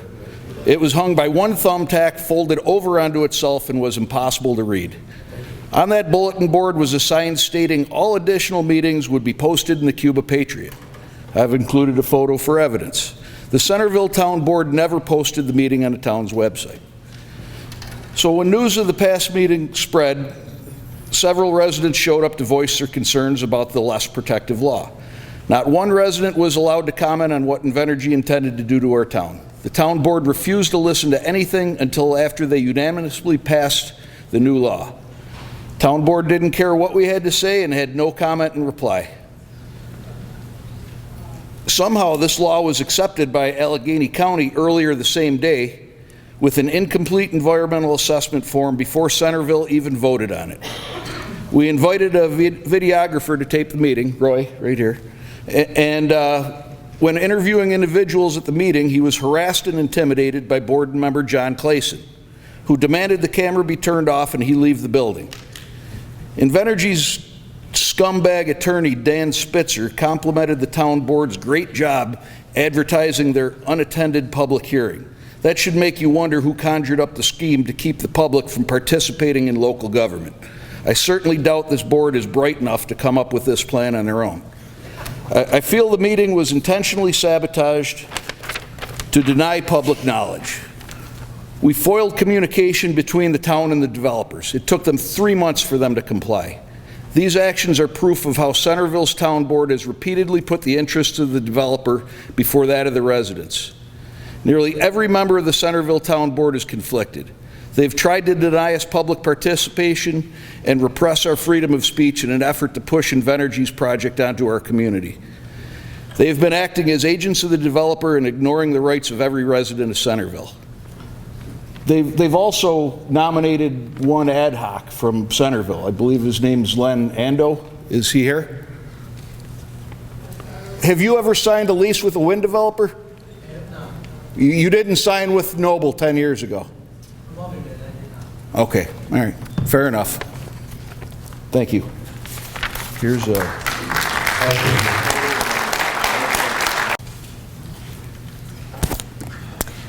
I'm Marcia North. I'm a 14-year resident of Freedom. We have chosen to live here, even though it took my husband 50 minutes to work and I drive 30. I consider myself very fortunate to be living here surrounded by such beauty. I have many concerns about the Alle-Catt project, and I'm asking for protections for all Alle-Catt residents. Many residents are still not aware of this project. I told someone last week there will be a turbine about 3,500 feet from her property, and she had no idea, nor about the flicker. I have repeatedly asked for a property value guarantee agreement at Freedom Town Board meetings. Our supervisor then asked the Invenergy rep, Valessa, her thoughts, and she stated no such study warrants one, and then they dismissed it without advocating for us. If there's no property value loss due to proximity to turbines, then why the refusal? It will be a win-win. According to Invenergy, it will never be used. Real estate descriptions read beautiful views, breathtaking sunsets, quiet and natural setting to help sell homes and seasonal properties. Real estate agents depend on their income from selling these properties. Aren't their jobs worth being protected? Many residents are getting excessive flicker, some up to 1 hour and 25 minutes per day. Large portions of roads in Freedom, large portions of 6 roads in Freedom are getting morning and evening flicker because the turbines are too tall and the setbacks are too short. 15 to 20 minutes of flicker a day is more than enough to endure, especially since there is not any flicker now. The wind companies with the wind laws that are written for these towns want 50 decibels of audible noise day and night. We are a rural, hilly, quiet community. Sound travels far, especially at night. We sleep with the windows open at night to cool our homes during warm weather. Rural background noise is around 30 decibels. At 45 decibels, detrimental health effects have been observed. Invenergy's monetary benefits to the towns are confusing. I have an economic benefit sheet from the March 2019 work session where they say there was a total of $5,318,000. So I'm assuming that's a mistake because right now you're saying again $7 million. The Pioneer school budget is over $56 million. What they are proposing for the schools is not much relief.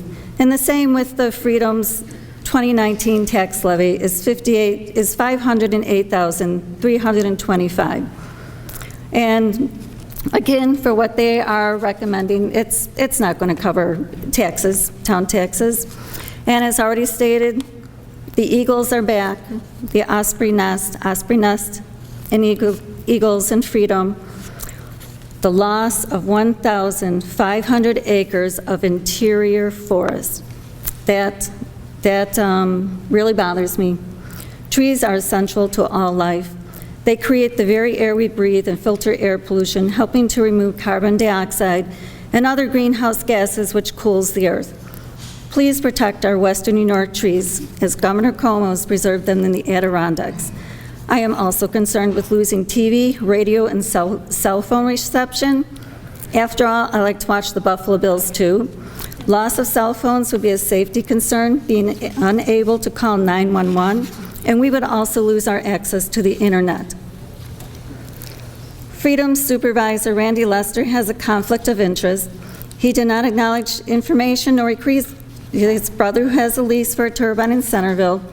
He did not acknowledge this information nor recuse himself from voting on the poorly written wind law that clearly benefits Invenergy, a billion-dollar company, leaving the town residents without protections. We are fighting for a quality of life, not against a better means to serve our complicated energy needs. We are fighting for our property rights, our health, and our guaranteed safety. Thank you for listening.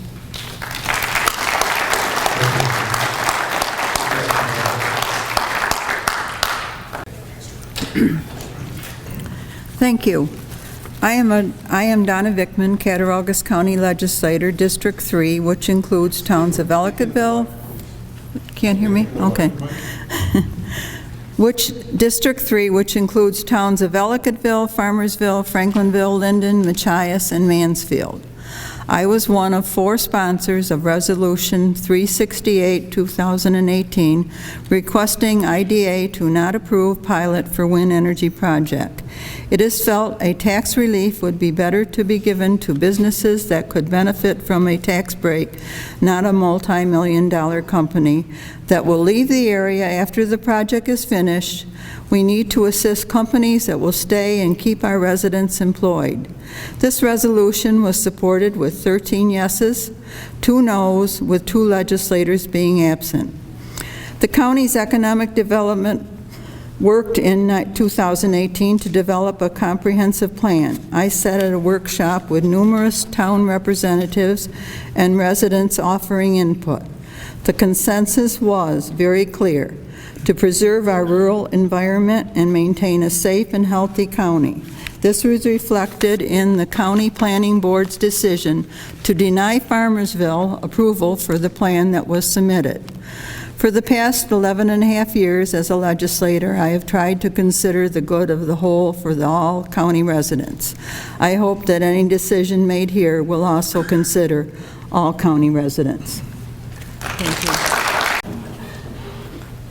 I'm opposed to the windmill and farm project because I feel 675 feet setback from my property line is way too close.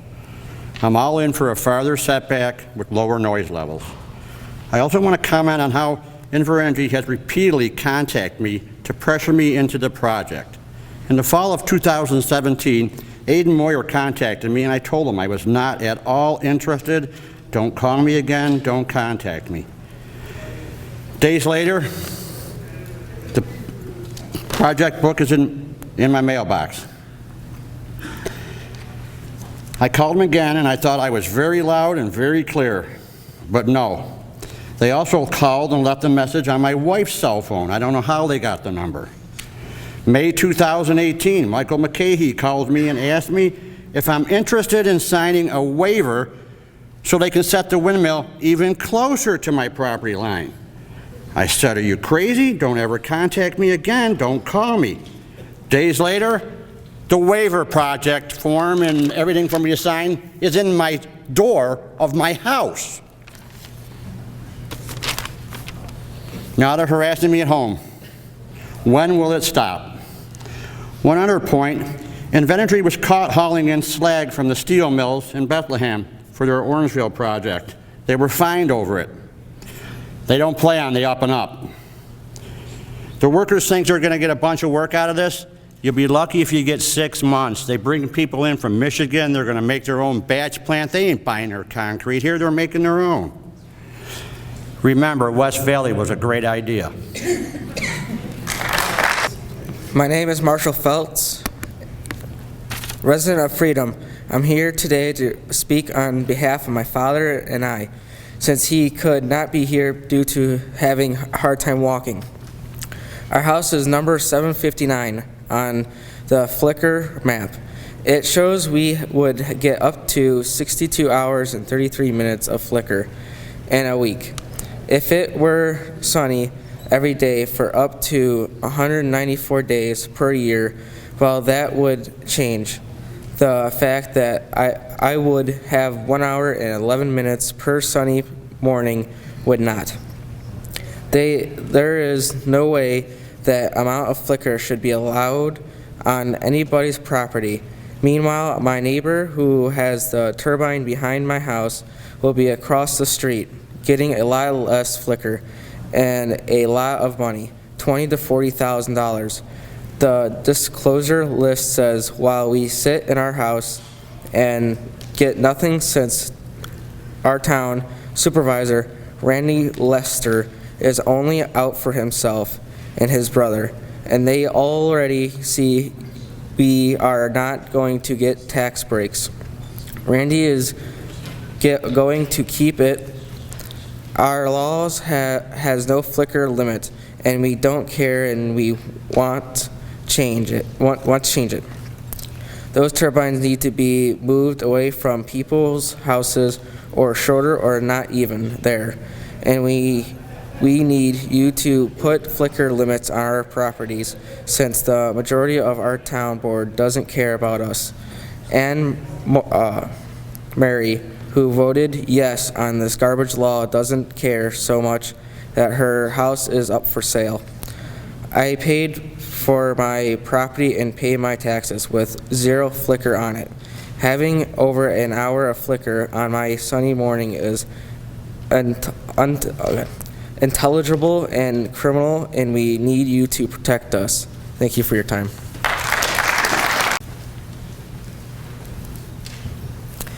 Good evening, everybody. Thank you so much for coming out to this vital, important meeting. I am the canary in the coal mine, and if I was that canary, I'd be dead right now. We're the pioneers of Arkwright Summit Wind Farm. We didn't know that they were happening until it was too late, and they were up. We're surrounded by 12 of them, one 1,200 feet, one 1,500 feet, and the rest with invisible sight. I have had perfect health for 25 years. I've lived in Arkwright for 30 years, my husband for 64 years. We lived there because it was beautiful and quiet and pristine. Right now, as of September 8th, it has become a hellhole. My health has degraded terribly. The ringing in my ears started on September 9th, the day after the wind turbines turned on. I have heart palpitations when I'm outside. I have to go in our 10-foot deep basement to get any kind of relief. I have radical headaches. I have memory losses, but the doctors say I'm fine. The only time this happens is when I'm home, in a home that we built to retire in. I have 7 children, and the past year they don't even want to come be with me. This is what you're facing. You can say, oh, well, this is going to employ so many people. The money can never buy your health, and you will lose your health. And that's something you can't replace. I urge every one of you, get on board, change your board, change the people who are you elected, change them. They're not good for you. They're not after they're after their interest, not your interest. They're after money, not human health. You people have the opportunity to stand up and say, no, not in our towns. Thank you. Good evening, everyone. Can you hear me? I get up every morning. I do an honest day's work. An honest day's work with a handshake that everybody can understand. You, me, we all grew up that way. And if you didn't, you felt that way. I sit here, I see all the faces of all these people with a whole lot of misunderstanding of what's going on, how come, why. I see a guy over there and a young lady that's fallen asleep. Okay, I've been up since 4 o'clock this morning. I drive a truck for a living. I live in Freedom, along the border of Arcade, on 98, off of 98, off of 961 Bray Road. I talked to Randy Lester one day. He says, well, what do you think of them windmills coming in? I says, I don't have a problem with them. I do have a problem if they affect people. And I think that everybody here should know what's going on. There hasn't been enough long-term evidence of what your windmills are going to do. Don't tell me Sheldon, they did this. I see them things. I think they're kind of disgusting to look at. They've ruined the skyline. Okay? I've lived in the city of Buffalo. I moved back home, born and raised, went to the school that we all sit in. Sit here every day of my life thinking, you know what? This is my home. My kids came here, went to school, graduated. My grandchildren are growing in this community. I want them all to be able to experience the fresh air, the cow manure. Okay? Yeah. The shit that is under the nails and the foot and of every one of these people that have farmed this land before you guys ever came here. My uncle's uncle, your family, Randy, Okay? And if you're willing to sell all that out for the hopes of a big dollar and the hopes that these guys are going to make you rich, God bless you, because I hope you roll over in your grave. Okay? I know what a community's built on. It's built on the honesty of a handshake, not the hopes, the dreams, and people that can't commit to saying, you know what, protect the value of my home. Protect the value of these people's community, what they all want. It's not hard. If you're so honest and you're so on the up and up, everything and anything these people are asking you for, you should say, not a problem. It won't affect you, and we'll make sure it won't. I haven't seen you once get up off of your feet and say, you know what, you're right. I had to force you to admit certain aspects of this meeting tonight. Give them an honest answer. It's a yes or no question. It's not hard. It's not hard to be honest. And I don't blame every one of these people for being mad, because guess what? This little piece of paper I got yesterday in the mail of your big meeting going on. That's the first notification I've had of your windmills, your intent, your thoughts, your theories, and how this wonderful whole situation is going to work out great for this community. I haven't seen it. You haven't committed to any of us. The wildlife, I hunt, I fish, my children hunt and fish. I want my grandchildren to be able to go out and hunt the same game I do without having to sit underneath a windmill that's going whoosh, whoosh, whoosh, and losing their hearing. Okay? These are the things that are concerning all these people. We're not big city folks. We're not lawyers. We're not rich. I work very hard for every dollar I get. All these people are asking for is a guarantee from your company and you guys to do the right thing for them. And if you can't do that, I don't want you in this town.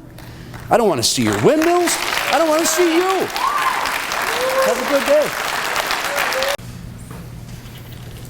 Thank you. I was born and raised in Freedom. My wife across the hill in Delavan. I was a farm boy. Both my grandfathers, my father drove a feed truck. Ironically, it was 50 years ago this month that I graduated from Pioneer Central School. Although I didn't go to this one, I went to Arcade before they actually got together. As I grew older, I wanted a future which I didn't see in this area. I decided to go to college. I went to a community college. Then I went to State University of New York at Geneseo and received a degree in mathematics.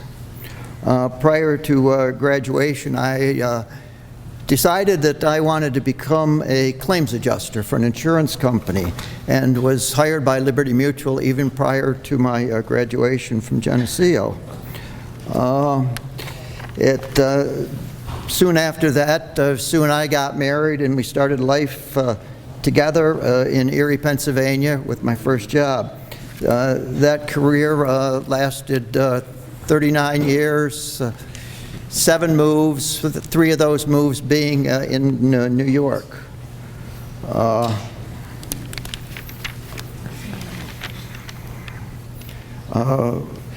After those 39 years, we'd been gone for 41. We took a couple years of retirement. Our last stop being in Michigan. We decided to move back to Freedom, which was home, although we really never left because we've had a camp in the town of Arcade for 40-some years. Our observations when we came back to this area on a full-time basis that had gone downhill from when we were growing up here, but we did want to get involved in the community, and so we did so. Soon after we moved back, I joined the planning board, which was 6 members, and learned that they were looking into the potential of windmills. A year later, I was elected to the town supervisor's position. Early this year, I completed a demographic study of the town of Freedom. That's taking the people and what they're doing, and I took the 2010 census and compared it to 2017, which was the most recent statistics. I broke it down into groups, and one of the groups that I looked at was the working class. I took the ages from 20 to 60, and there was a reduction in that workforce from 1,231 to 1,132, a loss of 99 working class people. They apparently had left town. Move to Florida. Looking at the income from households, the median was increased by about $250 over that 7-year period. So those people who stayed on were actually losing money if you look at inflation. The number of households in Freedom decreased from 946 to 887, or a loss of 59 households in 7 years for the town of Freedom. Last year, I read a state report on the New York economics. Cattaraugus County ranked 62. There are 62 counties in the state of New York. Allegheny County was number 60 in that survey. This year, I read another state report on health and medical care. Cattaraugus County was number 60 on the list. They gave the reasons: poverty and obesity. Climate change is real. CO2 levels in the upper atmosphere is at an all-time high. Polar caps are melting, and I think we've all seen the flooding in the Midwest and all over this year, as well as the hurricanes. We have comments on home guarantee values. There are over 57,000 windmills in the United States. None of them have a home guarantee value. Please do not interrupt the speaker. Please respect the speakers, regardless of their viewpoint. They have the respect to not interject during your presentation. Please don't do it to theirs. Thank you. Thank you. Let's look back in time. Remember when the first car came into town? Created quite an uproar. The death of all of us. Cars killed a lot of people. Maybe we should eliminate them. Alle-Catt Wind project will bring $7 million into the local economy. That's $140 million over 20 years. That money will be spent in the area creating new jobs and lower taxes. Do we want to continue to go on a downhill spiral that we've been doing lately in Freedom? Or do we want to work together for a brighter future for our future generations? Thank you very much. My name's John Brown. I've lived in Freedom for about 38 years. For those 38 years, I chose to live in Freedom. I moved from the city of Buffalo. I came out here. We first lived in Yorkshire for a couple of years. However, upon moving to Freedom, we moved there for quiet, the beauty of the hills. The judges here on my right, as you know, it's called the Enchanted Mountains.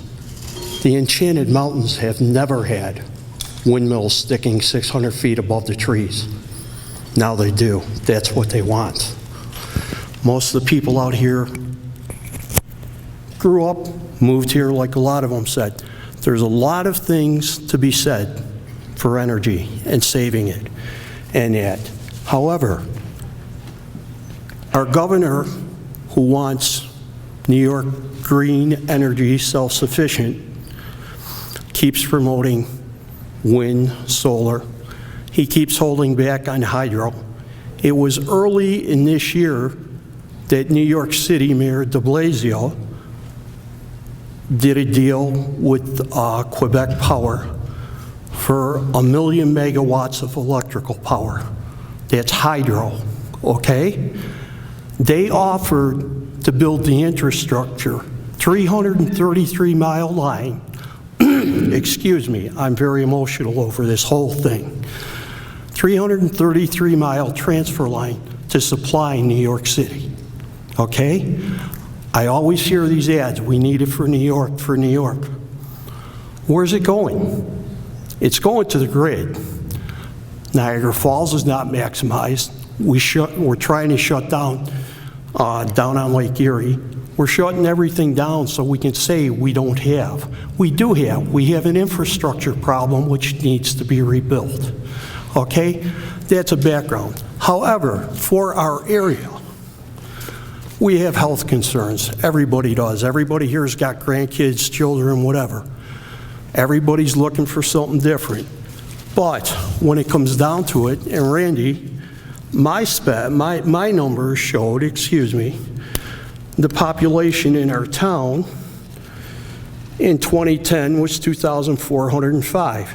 The average median age was 41.3 years of age. There were of 26 median average was $48,595.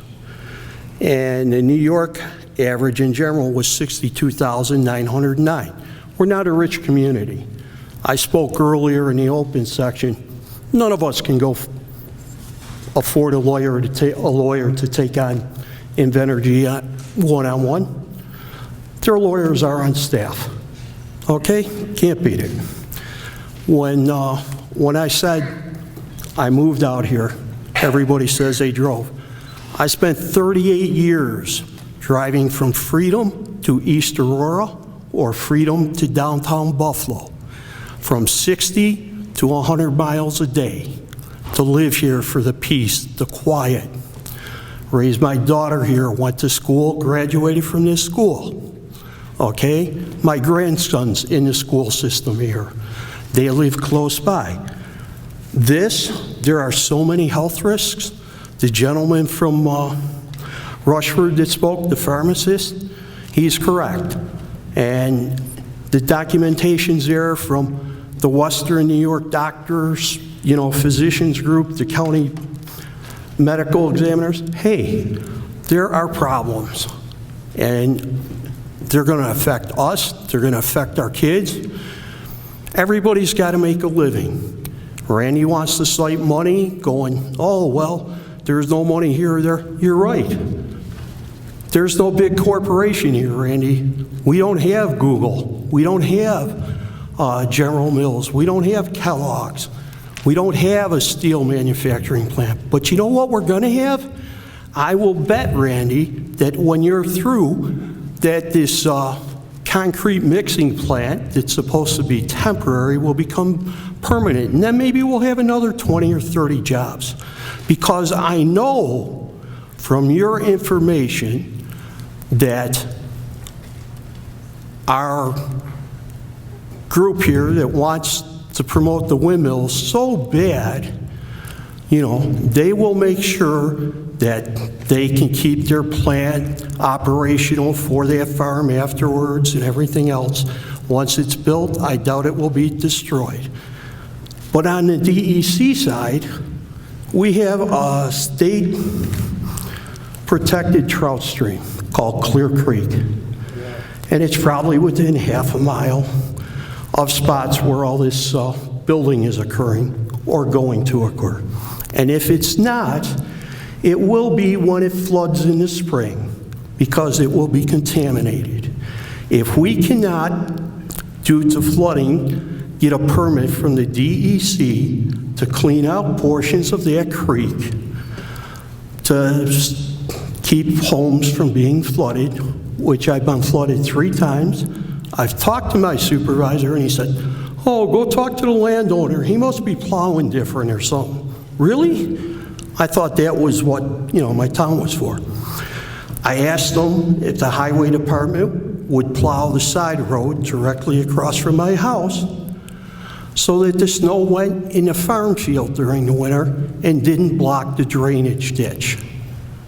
I'm still waiting, okay? I dug out my side. I have pictures. I showed him pictures. Talked to the hand. No answers. There is so much involved here. It's emotional. It's a real pain and tears everybody apart.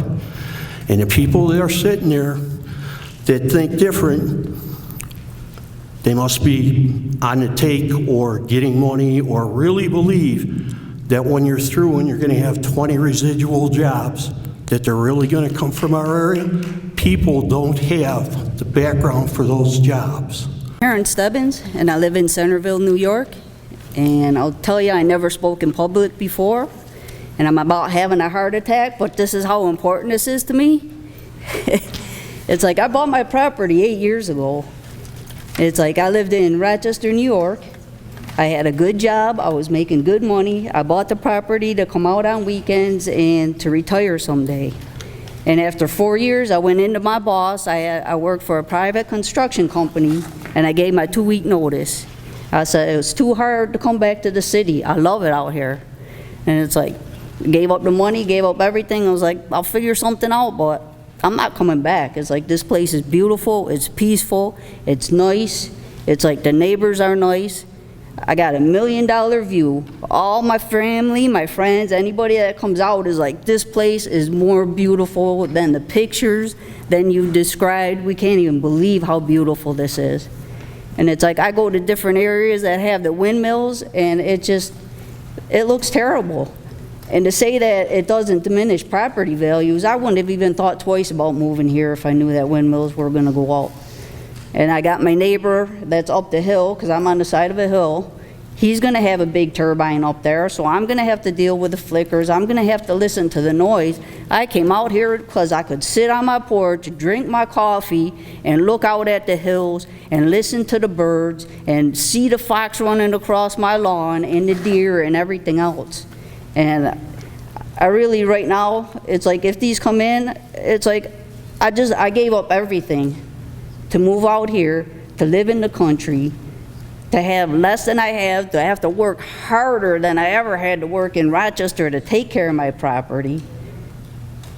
And it's like I gave it all up. And now I'm gonna have to look at windmills, listen to it. It just, I don't know. I don't even know what to say, except that I'm just so upset about it. And I feel like there's nothing that I can do about it, that it's happening, and that what am I gonna do? And you say, oh, the property is not going to diminish. Who's going to want to buy a property in a bunch of windmills when the main attraction of this place is how quiet and peaceful and how out in the middle of nowhere it is, and it's just animals and birds, and like my neighbors are way down the street and way over there. You know, to me, it's just, I just wasted it. I just gave it all up to move in where I could have just stayed where I was, or found someplace else that wasn't going to have windmills. And the other concern I have is I don't have satellite dish, I don't have cable or anything else. To talk on my cell phone, I have to stand in the window or be on my porch. Now, what's that going to do? Am I going to not get TV anymore? Because I've seen a few other people in different areas where they complain that because they didn't have satellite dish, all of a sudden now their TV's not coming in. You know, the one guy's like his wife can't sleep because of the noise. You know, they don't have cell phone reception. I mean, it's like my reception is really bad anyways, and the only internet I have is on my phone. So if it's already bad, if the windmills come in, because I know when it's windy and windy days it doesn't work so good, you know, what's that going to do? I'm going to be out here in the middle of nowhere by myself with my dogs, no phone, no TV, no internet. That's it. That's all I got to say.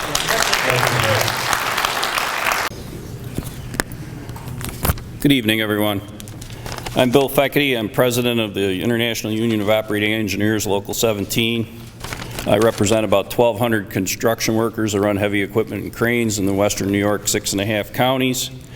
About 280, 290 of them reside in Cattaraugus County. The remainder in the other 5.5 counties.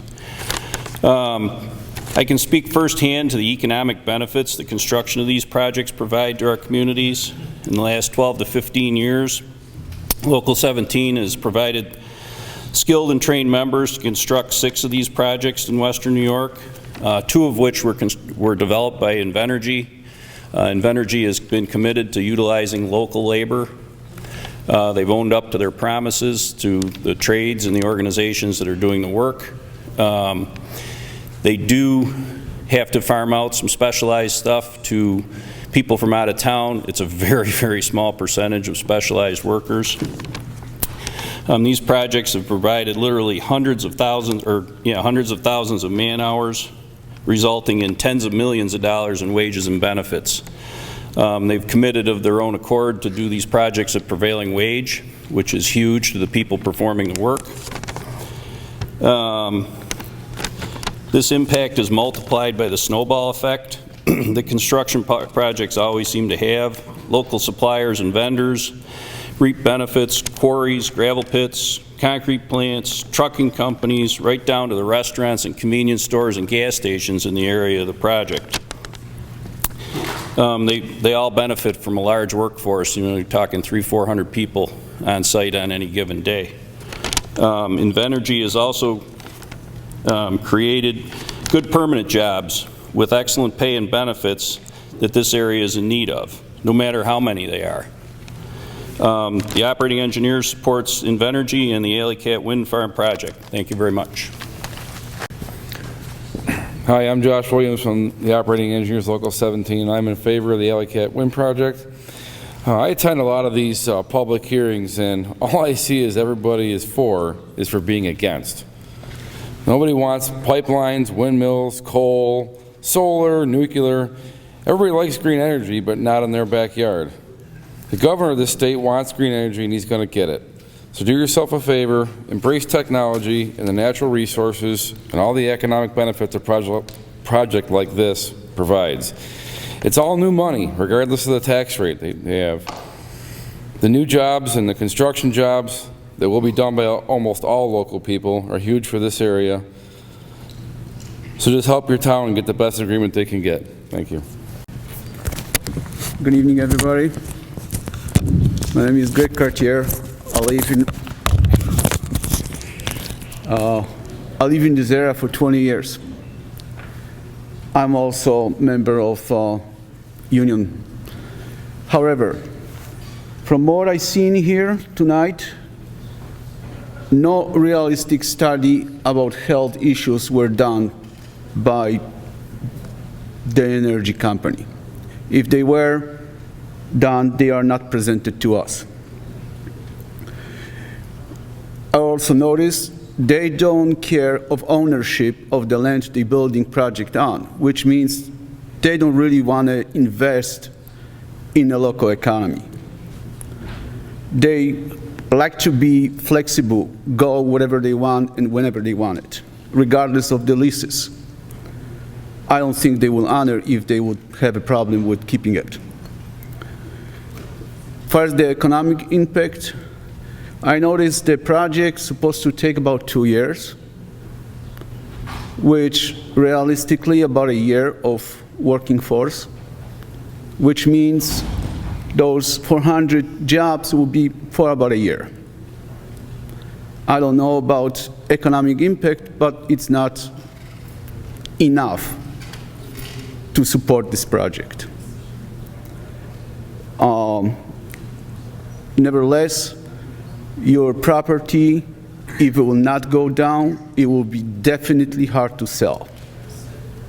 Some of you, me included, will move out, which brings the economic impact negatively, very quick, very big time.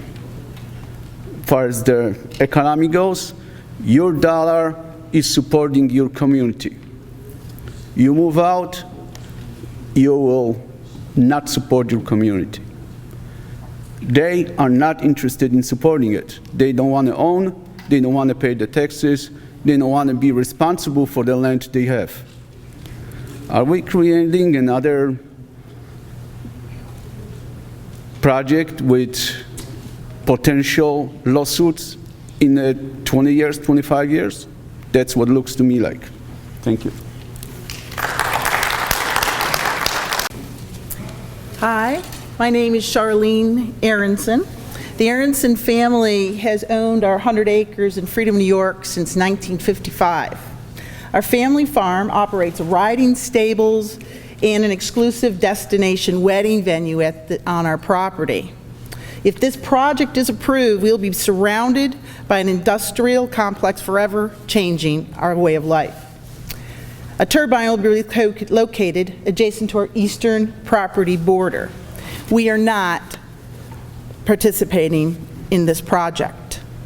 We were approached by Invenergy in 2015 to sign a turbine lease. In our initial meetings, we were told the turbines would be 360 feet tall, that our town board was fully committed to this project, and all our neighbors were signing the leases. At each meeting, we were told this is going to happen despite what we thought or if we had any opposition. So sign now. Our questions: would we see the towers? Would we hear noises? How would these turbines affect our wedding venue? How would they affect our trail riding business? We were reassured and misled to believe we wouldn't see or hear the turbines, so it wouldn't affect our homes or our businesses. Invenergy never brought up flicker, nor infrasound, or how they were going to protect our wells or our 25 acres of lakes, or our property values during any of these unscheduled, uninvited meetings that went on every 3 months until 2017. At that time, I explained to the representative that our attorney had explained to us that their proposed lease was in effect a taking of our land, leaving us with no legal rights to protect our interests once we signed their lease, and that we would not participate in the project. Once Invenergy published their application, I tried to find our property on the maps that would show turbine locations, access roads, flicker maps, power lines. Well, what a joke. I have a Bachelor of Science degree in Environmental Science from Cornell. I couldn't make sense of these maps. These applications flip from one map to another. It takes hours and days and a lot of help to help make obvious to us that in fact they actually have an access road on our property, even though we're not participating. We are going to experience hours of flicker. They're cutting across acres of wetlands just above us, putting our water wells and our lakes at risk. Our water wells, easily within, what would someone say, 1,000 feet, were never mapped, and obviously no studies or parameters regarding our watershed were taken into consideration. As a real estate broker I, as a real estate broker, manage 3 real estate offices. I've sold rural, suburban, vacation, and urban property in Western New York for over 20 years. I can absolutely testify that the value of homes in the vicinity of a perceived nuisance is lower than properties not encumbered by a nuisance, whether it's the distance to a busy road, shopping plazas, high voltage lines, or even a dairy farm. The value has a direct relationship. Come on, folks. Location, location, location. Cattaraugus and Allegheny counties are the recreational playgrounds of Western New York. Landowners from Erie, Niagara County, Ohio, Ontario have invested in and pay taxes for their vacation homes to retreat from their urban landscape. Our community is populated by families who chose to purchase homes in our rural paradise and commute daily to jobs that could be as far away as an hour. I made a career selling these homes in our communities to these families that wanted to escape the blighted urban landscape, to take that daily, hourly commute through our unpolluted scenic views, to sleep in a quiet home, sit on their decks, view a starlit landscape safe from the infrasounds, light flicker, and the constant sound of industrial turbines. They watched their property investment increase in value. They were safe in the knowledge that they chose the best location to raise their families. Please protect the health and homes. Don't place 600-foot industrial wind turbines in our backyards without property value guarantees. Increase setbacks to protect our wells, protect our health from flicker and infrasound. We have the right to peacefully enjoy our properties.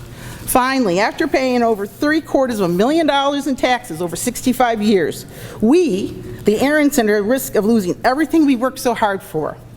We host exclusive weddings for families looking for that beautiful rural setting.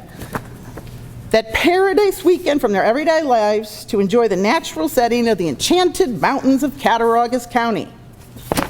How are we going to continue when I have a 600-foot tower off the backside of our lovely $1 million log home where people come to enjoy our homes, enjoy our land, enjoy our lakes? Please, what have we done to deserve this? Why would they place industrial turbines in Cattaraugus and Allegheny County? Thank you.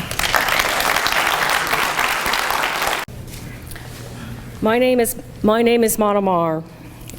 I'm a board member of Seymour, concerned citizens for maintaining our rural environment in Steuben County.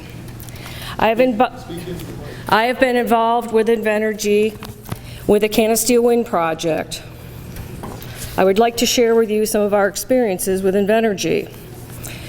It has been our experience that they delay as long as possible providing dissemination of requested information to the public, or, as you have heard tonight, getting mailings out in a timely and proper fashion. And they always have an excuse for why it has occurred. Seymour's and other parties requested detailed shadow flicker maps and receptor lists in late November after the application was submitted. Receptor lists listing specific names and addresses of people rather than coordinates were not released to us until April, 4 months after we had requested it. Detailed shadow flicker maps available for the general public have to date still not been provided, although we have been told they should be available on the DMM by June 15th, 6 months after our first request and after our public hearing. The Alle-Catt project has the same inadequate shadow flicker maps as were provided for Canasteel Wind. Alle-Catt residents should be encouraged to request these receptor lists with names and addresses, as well as detailed shadow flicker maps. Ones that show detailed shadow flicker on an entire property from what direction, and not some pinpoint of the 1 square meter that we discussed earlier tonight. The judges should assist the public in getting this information so that they can be adequately apprised of the impact proposed to be inflicted upon them. The residents of Alle-Catt need to be aware and forewarned that after our public hearing, Invenergy made amendments and significant changes to the Canasteel Wind project. You can see these changes on the DMM website. They removed some turbines, they moved others, and they increased the projected size from a rotor diameter of 137 meters to 158 meters. You heard me ask tonight if they were planned to install larger turbines here. The answer, as they usually do, is to circumvent and say they will be no taller. They will be no taller, but the blades will be longer, and in their shadow flicker analysis in the amended application shows significantly increased shadow flicker and an increase of shadow flicker receptors. So beware. These were also not submitted these were submitted after our public hearing, so we have been denied the opportunity to speak in front of the judges on this new information that has been presented.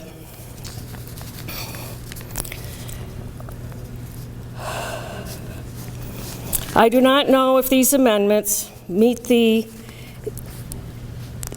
rules and regulations of Article 10, but the result was that the public was deprived the opportunity to express our concerns. Be very aware the same scenario will likely play out in your project.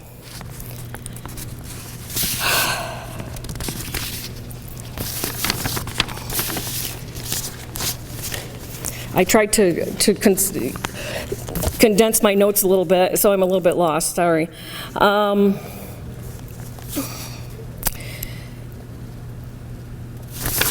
I will just say, without going into a lot of detail, that we did have a lot of the same issues with conflict of interest violations in the Attorney General's disclosure agreement. And I think you will, as you will see, have seen tonight, that for yourselves, that Invenergy is very evasive. They omit things and they circumvent by giving they circumvent in giving direct answers to your questions. They are not to be trusted. Thank you.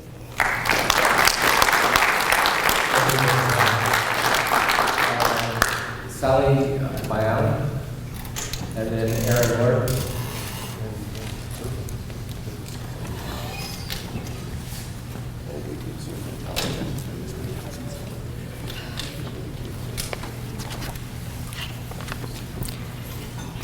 Hi, I'm Sally Biley from Farmersville.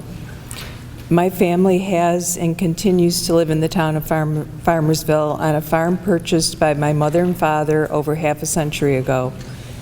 My mother, Mary Biley, has lived at 9863 Pigeon Hill Road since 1960, when she and my father, who's now deceased, purchased their dairy farm. They were conscientious caretakers of the property for over half a century. After my father's death in 1998, my mother continued to manage the property and has held on to it through thick and thin to ensure that it's passed on to her children, one of which is me. After years of working and living in Buffalo, I have finally returned to the farm where I am spending my retirement years. I, in concert with my siblings, have taken on the caretaker role, and we are determined to manage and preserve the property in its current pristine and ecologically robust state. Mother and I are extremely concerned about the company, Invenergy, that is seeking permission to install 600-foot tall windmills adjacent to our property. We are a small 250-acre original farm surrounded by a very large industrial farm operation that has signed leases to support many windmills that will surround us. We fear health issues that will be side effects of living close to these industrial machines. We fear the impact they will have on the wildlife we share the land with. We fear the loss of property value associated with windmills on the vista. We fear the loss of our amazing views in the natural settings which bring joy to Mother, me, my children, and will bring joy to generations to come. Our quality of life is already affected because we live with the continual stress of trying to figure out how the windmill project will affect us based on complicated, hard to understand information provided by the company. Is this lack of information part of a strategy to push the project through? I'm the Director of Quality Assurance and Reporting at Roswell Park Cancer Institute. I have a master's degree in public administration and over 40 years of experience making careful, quality decisions. I've never encountered anything as difficult, incomplete, and overly complicated that will have such a significant impact on a large community. In my world, cancer research, one of the cornerstones of informed consent is to ensure the language is presented at a level, typically 8th grade reading level, that will be understood by the concerned party. In regard to the windmill project, I'm not informed, although I've tried to become informed, and I do not consent. My sister also plans to return home to the farm to retire. She writes, "My husband and I will return to the area next year when he retires. We are planning to build a home for retirement on the property at the intersection of Pigeon Hill and Cutting Roads. We've had the home designed at a local company and are in the process of obtaining construction quotes when we learned of the Alle-Catt project. Our concerns are as follows. The site map for the turbines is not clear, and we cannot determine where they will be located in relation to our property. We've heard that many turbines will be located on property nearby, but we cannot locate them on the rudimentary site map on the Alle-Catt website. Invenergy contacted us and requested a right-of-way for transportation of equipment. They sent us an agreement which we have had reviewed by an attorney. We have not agreed to the right-of-way. The Invenergy representative was very insistent that the project would move ahead no matter what. We have not been provided with any information from Invenergy about the impact of the project on our property aside from the request for the right-of-way and the address of the project website. We have no way of knowing what noise level we would experience on our property or that mother would experience, and we cannot determine what impact the windmills would have on the sightlines from our homes. We have no way to determine if we should proceed with the construction of our home or if our quality of life there would be significantly degraded by the wind turbines. We live with the possibility that the value of our beloved farm home will be decreased. We have an established camp on the property with expensive permanent recreational vehicles nestled next to a beaver dam that supports an ecosystem of wildlife. How soon will the wildlife leave? How many of the birds will be killed by windmills? How soon will we no longer be able to enjoy the exquisite, quiet and solitude we cherish? We respectfully ask for your protection. Thank you. Thank you for joining us this evening. I am a lifelong resident of the area. I can remember doing Meet Me in St. Louis on this stage. It was a good time had by all. Is this better? Yeah. Woo! Cool. He is a third-generation resident. Right now, his health records are clear. There are no medical concerns. I am fearful for my health or for my child's. It is my job as a parent to protect him. I am raising him in what I understand to be a safe environment. That's why I've chosen to be here. That may change.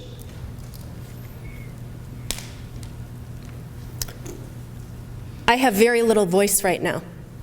I am not a large property owner. I am not benefiting from an agreement with the corporation that is coming in with windmills. However, I do need a voice. I need someone to stand up for me and to look out for my interests, as well as everybody else's in the community. My understanding is that there are a limited number of landowners who are benefiting from this project at a high rate, which is their right. I have no problem with that. What I have a problem with is when the whole community is put into the position of being compromised by the decisions of a few. I am not okay with that. Gentlemen, I am asking you to please protect the community members without a stake in this. The ones who simply live in the community. I give back to my community every day. I teach. I've done so for 16 years. I am investing in the future of this community. I am not convinced that the corporation that is coming in is going to remain here for the next 60 years investing in our community. I am asking that you properly ensure that my property is protected. I would like my child to be able to inherit someday in this community. I am asking you, I'd like to share with you, first, a conversation I had with one of my professors in grad school. We were going back and forth about research. And the point that was made was, you can find research or a study to back up whatever you want. However, it does not mean that it is a quality study. Gentlemen, whatever the results are, I am asking that you find quality studies that prove beyond a doubt that the decision you are making is right for the community. I am asking that you look into the health concerns. It is not just the people who are here right now. It is our future as well.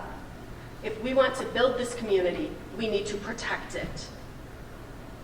Cardiovascular risks, hearing loss, tinnitus, sleep disturbances, those are all associated with wind turbine noise at certain levels. As I said earlier in the open forum, the World Health Organization standards say no more than 40.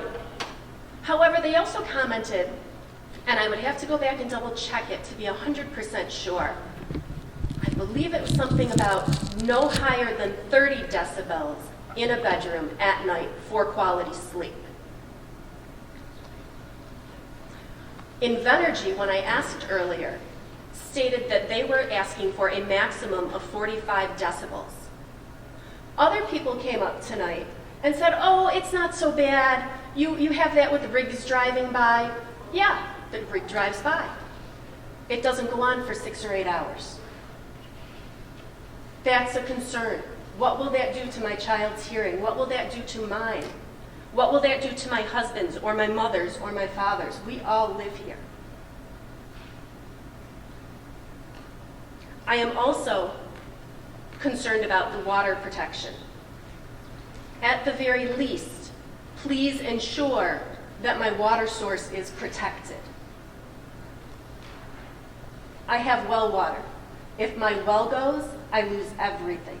And I'm sure many other people in the community are in the same situation.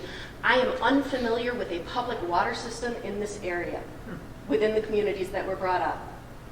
And if you hit one aqueduct, I believe the word is I want, underneath? Aquifer, thank you, I appreciate that. See, I don't teach science, I teach Spanish, so. If you hit one aquifer, how many homes and how many people are going to be affected? Look at what's happened with Flint and their water situation. That's still not resolved. Thank you, large corporations who don't truly care about the community they're taking money from.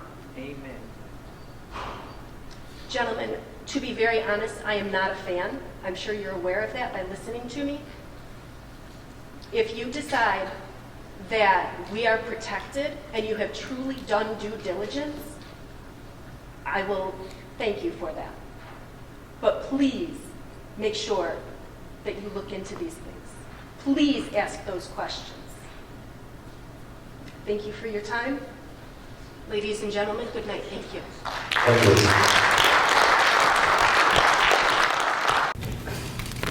I'll read this letter first that I have from a former town board member. It's from Andrew Warner. He states, I am firmly against the proposed Alle-Catt project. I was on Farmersville Town Board from mid-2017 until I resigned in March 2019. The way this process was playing out did play a role in my decision to resign. I started off on the fence about the project, leaning in favor. A lot of misinformation was going around. After I sifted through the misinformation and learned about the number of town board members within the project scope who will or their family will directly financially benefit, I quickly became opposed. The tactics used by Invenergy on these small rural towns is disgusting. Local town boards are encouraged to quickly pass a relaxed pro-wind law based on the project's scope, a scope which is not designed to protect the towns and all the town residents, but a project scope to maximize profits for Invenergy. It's encouraged because the more you know, the less likely you are in favor and more questions will be asked. A major issue within this process is the host community negotiations, because that is the only benefit to all the residents. When should the host community negotiations take place? After a town has passed a relaxed wind law and essentially let Invenergy in? The towns and their residents have no bargaining chip at this point. Invenergy has their leases and they will have the law they want. In Farmersville, there has been some sort of negotiation for more money being promised in the host community agreement to relax the proposed wind law.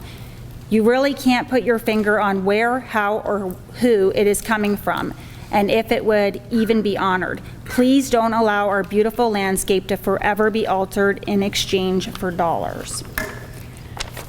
I also have something that I wrote. I moved to the beautiful town of Farmersville with my family 3 years ago. I wanted the small farm life for my 3 children. It's been a blessing. I can't even explain. We've never been happier. We grow our own food and have our farm animals. It's just a small farm, but it's perfect. Life has never been better. This community has the absolute best people I've ever met in my life. I'm Canadian and married my American husband 13 years ago and moved here. My husband worked so very hard and we paid off our house in cash, which is a major accomplishment for us. If these turbines are built, we're left with no choice but to leave. Who will guarantee the sale of my home, or that I make the amount of money that I should make on the sale of my home? I also purchased a storefront in Franklinville to open up a country herbal store. I have so much invested in my life here, and it could be taken away in a blink of an eye. My store is set to be opening spring of 2020, but I cannot open the store without being sure wind turbines won't be built. So I sit in limbo with a home and a store that I might lose everything on. Having industrial wind turbines that are towering 600 feet tall will never make this community beautiful. Nobody will come to visit the sprawling rolling hills anymore. There will be zero tourism. It will destroy the one and only thing this community is known for, its beauty. That's not the worst part, though. This county will become a barren industrial wasteland as everybody leaves their houses to move elsewhere. People won't be able to stay because of the documented proven sicknesses wind turbines cause with the human body. It's called wind turbine sicknesses. There's whole forums online dedicated to this where people are talking about how sick they are.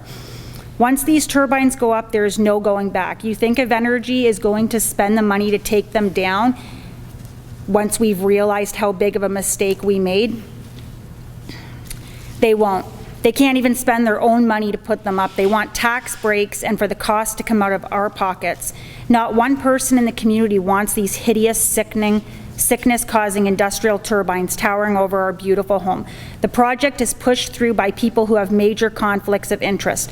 When our town board members have contracts with Evergy, or their family members have contracts for these wind turbines with Evergy, that's pretty shady.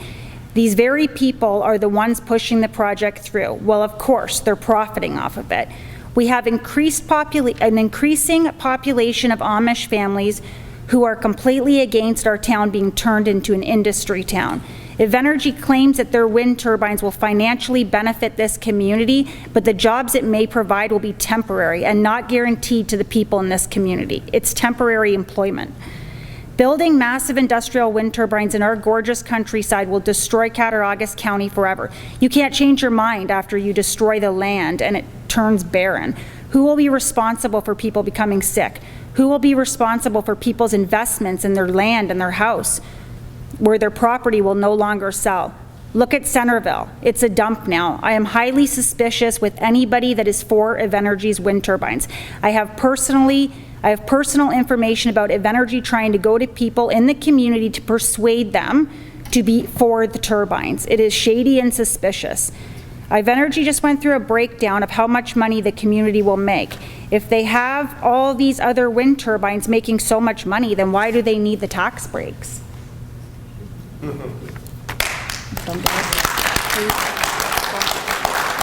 Hi, my name's Sam Knapp, and I live in Farmersville, New York, and I am opposed to the Alle-Catt Wind project. I'm opposed to the Alle-Catt Wind project. I've owned land in Farmersville for 20 years, and I just built a house, a new home in 2016 because of the hunting, the beauty, and the serenity of living in the Enchanted Mountains. I didn't move here to see windmill turbines, to feel them, or expose my family and myself to all the health hazards that would affect us and damage to the wildlife. However, if they do force the wind turbines on us, could you please let Andrew and Sandra Lee know I will have a beautiful new home for sale, forced below market value with an extraordinary view of the wind turbines. I'm guessing they may be looking for a new home from what I've been reading. Being green energy minded, they won't mind a few 600-foot wind turbines in their backyard, right? Thank you. Thank you. Barbara Kiscan, Vice President. Gary Abraham. And then Dennis Gaffney. I spoke a bit earlier, so I declined. All right. So after Gary Abraham will be Raymond Finesse.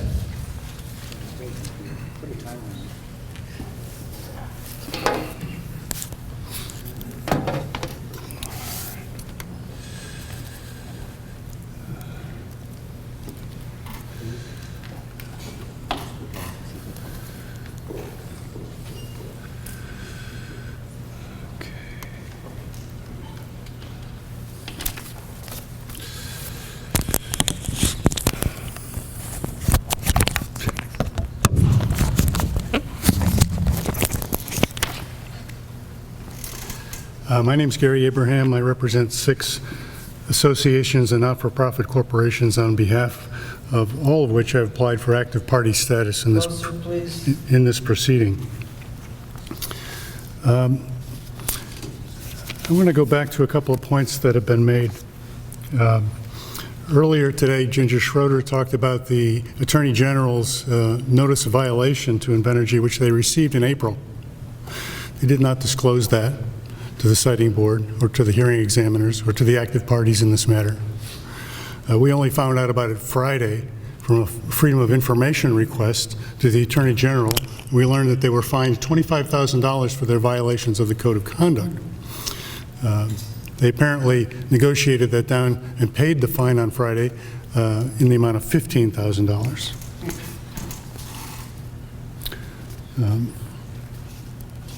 I also want to note that the citing board in the Casadega project said that the citizens should not bear the risk of compliance with the noise standards. It should be the company that bears the risk. And that requires, in my mind, that a proper design goal be adhered to for the project, and the project developer should not rely on a complaint protocol that makes the citizens bear the risk of making complaints and following up and resolving complaints.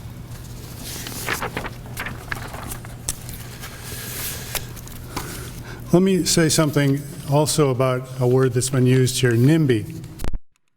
NIMBY is an acronym that means not in my backyard.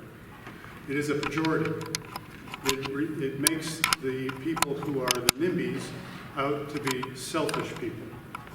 But here you have two sides. This community is quite polarized, and we've heard it here in spades. The people that are for the project are talking about money, talking about jobs, talking about tax dollars, but it's all about money. The people that are against the project are not talking about their money. They may be talking about their property, but they're talking about their quality of life. They're talking about the character of their community, something that the Article 10 process is supposed to determine whether the impact is significant. So on the one side, you have people that are motivated by money, including people that are paid to be here. I understand the Invenergy employees get paid a certain number of hours to be at these meetings. And on the other side, you have people that have concerns. They're not perfectly informed. In fact, nobody's perfectly informed because this project hasn't been reviewed yet. But they're not motivated by money. What does it take to get people to come out in the evening, in the afternoon, read lots of stuff, try to pour through very difficult material to understand it, and to come up here and speak for no pay? Those are the selfish people, and the people that are talking about why we should have this project so that we can have more and more money, those are not the selfish people? I think it's the opposite. The NIMBYs are the people that are promoting the project. They want this for selfish reasons. The people that are against the project don't want this because they have a community spirit. They want to preserve the character of their community.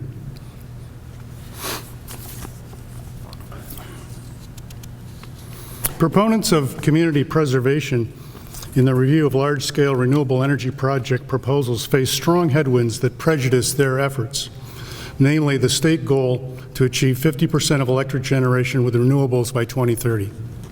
This goal makes it unlikely that a wind energy project will ever be denied a certificate under Article 10.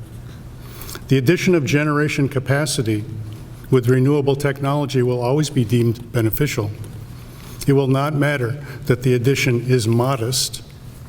The addition of electricity supply to the grid will be modest. The DPS has now testified in 2 cases, Casadega Wind and Barron Wind, that would be the contribution. The benefit would be modest.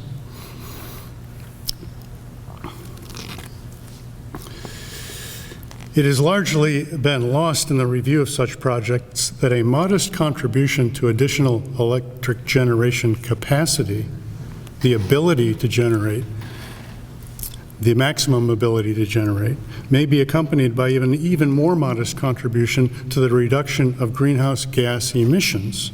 Renewable supply does not translate directly into emissions reductions. The goal of achieving 50% of the state's electricity from renewables by 2030 could be met without any significant impact on the state's emissions. According to the state's grid operator, last year, 88% of upstate electricity was generated by zero-emission sources: nuclear, hydro, and the 1% or 2% of large-scale wind that we have already in upstate New York. However, New York lacks transmission capacity to connect upstate and downstate grids. So all that zero-emissions energy, all that zero-emissions electricity is used here. Doesn't go to downstate where it's needed. They have very little renewable zero-emissions electricity. Almost all of their zero-emissions electricity in the New York City area is from nuclear power plants that are being shut down. New York ISO has said the amount of generation capacity that must be maintained to ensure reliability, what's called the installed capacity reserve, will grow steadily unless upstate and downstate grids are connected. Planning has begun to connect the 2 grids, but the degree of success that will be achieved by the 4 transmission projects now in the planning stage is unknown. Nor is it known how long it will take to complete these projects. In the meantime, estimating emissions reductions that would be provided by a specific project is left to modeling and the assumptions made in the model. However, adding generation capacity, this is a 340 megawatt capacity project, but it will have the ability to actually generate only about 25 or 30% of that, as you've heard earlier. Adding generation capacity alone does not comport with the intent of Article 10. Section 1 of Laws 2001, Chapter 222, enacting Article 10 says this: the legislature intends, through the provisions of this act, to facilitate the expansion of New York State's capacity to provide electricity in a manner which has a beneficial impact on the environment, including reduced emissions of pollutants to the air. The legislature did not intend that adding capacity by itself is beneficial. If only a small fraction of that capacity is usable, the legislature's intent is that serious environmental harm caused by large-scale wind projects be avoided.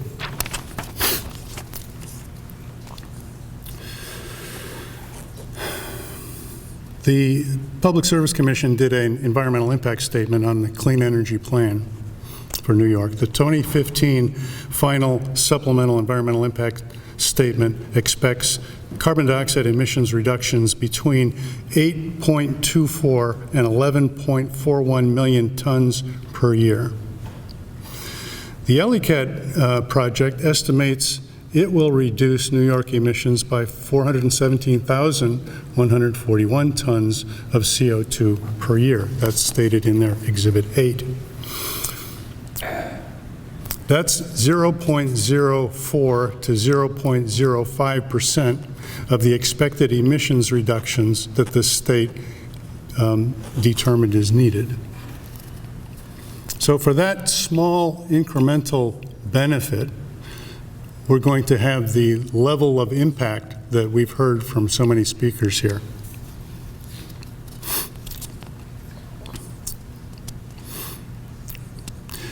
However, that projected emission reduction from this project, 417,000 tons of CO2 per year, is modeled only for the year 2023, the first year of operations.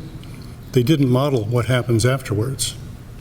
Over the anticipated 40-year life of the project, with increasing penetration of wind power on the grid, progressively more curtailment of wind projects would be needed. That's what NYISO has said. That's what an energy analyst that we have hired for this proceeding from the Princeton Andlinger Energy Center has also said. In fact, he advises, and we will offer to prove in the proceeding, that the net emissions reduction from this project will be substantially reduced over time compared to Alle-Catt's model. So you have very little benefit from this project and very significant potential adverse impacts. Why do we have this project here anyway? The answer is largely, I think, to be found in Alle-Catt's business model. The applicant's business model is to direct almost all of its outreach efforts to a small fraction of landowners in a community, many of whom do not live on the land, some of whom are town officials or relatives. These are the project participants. They are asked to sign agreements with the company, waiving public health and safety protections that apply only to the non-participants, and they agree not to oppose the project. To a significant degree, the siting board and the towns have adopted this business model. The towns have incorporated the dubious distinction between participants and non-participants in their local regulation of wind energy projects. The siting board's regulations require the board to apply substantive provisions of local law. The board should consider whether town boards that accede to the developer's request for rezoning or other substantive standards to accommodate its project plan are, as a practical matter, project participants themselves, acting as the company's agent, as Jeff Tatuska has said twice now. In fact, the board has routinely awarded intervenor funds to host towns, implicitly concluding that they have something to contribute to the record that would not be provided by the applicant.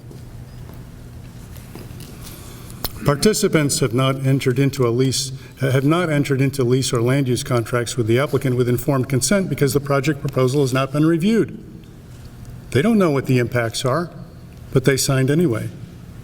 Town boards have not reviewed the impacts of local regulations to accommodate the projects.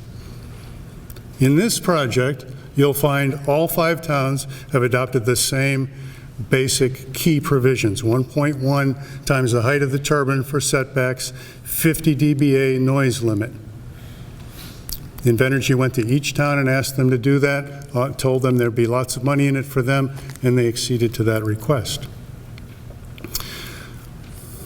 But they didn't know what they were doing. These town boards did not do an environmental impact statement on the local law. The State Environmental Quality Review Act requires that. They could do a generic environmental impact statement, make it a lot easier, but they didn't do any. They just took what Invenergy said, put it into the local law, and passed the law. Cattaraugus County Planning Board said, no, that's not going to work for us. Your proposal to increase the height of turbines to 600 feet is at odds with the comprehensive plan for the county. The county's comprehensive plan says the rural amenities of the county have to be preserved. You've seen here tonight so many people come up. There's lots of people that are many generations in this community, but there are also lots of people that have recently moved from Buffalo or other urban areas to try to enjoy country life.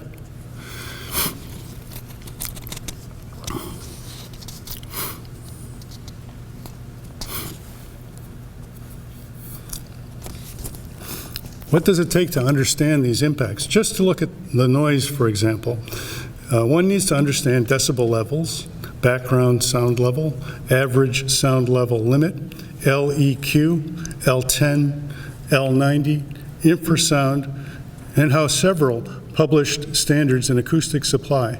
None of the 5 towns asked to host this project retain an expert in noise assessment to understand those things or to evaluate the allowable sound level they've adopted.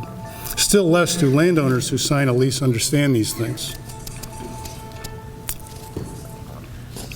I asked Eric Miller earlier what is the sound level limit that he's modeled the project for, and he didn't know that his own application lists, and I'm looking at figure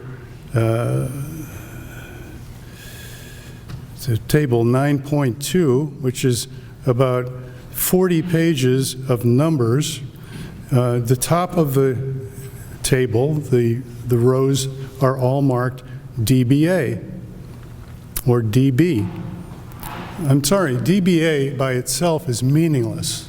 You have to know the dBA level. Let's say it's 45 dBA. Is it for 1 hour? Is it for one night? Is it the daytime level? Well, on this table, it's the annual average. They've got the annual nighttime dBA is going to be 45, and the annual daytime dBA is going to be 45. But that's, people don't hear annual sound levels. They don't hear an LEQ 1 hour sound level. That's a 1 hour average. Wind turbine noise fluctuates once a second. If you look at a single wind turbine, there's a 1 second blade passage frequency at which you hear a thump. That's the source of the low frequency sound. So, and we know from studies that the modulation depth, how much does it deviate from the mean, is 10 to 15 decibels. So if you have a 45 dBA average, you're going to experience 7.5 to 5 to 7.5 decibels more than that in a pulsing beat. And that's enough to keep you up at night. As another person indicated earlier, and I've read the World Health Organization study also. The World Health Organization says you got to have less than 30 dBA in the bedroom at night for a good night's sleep.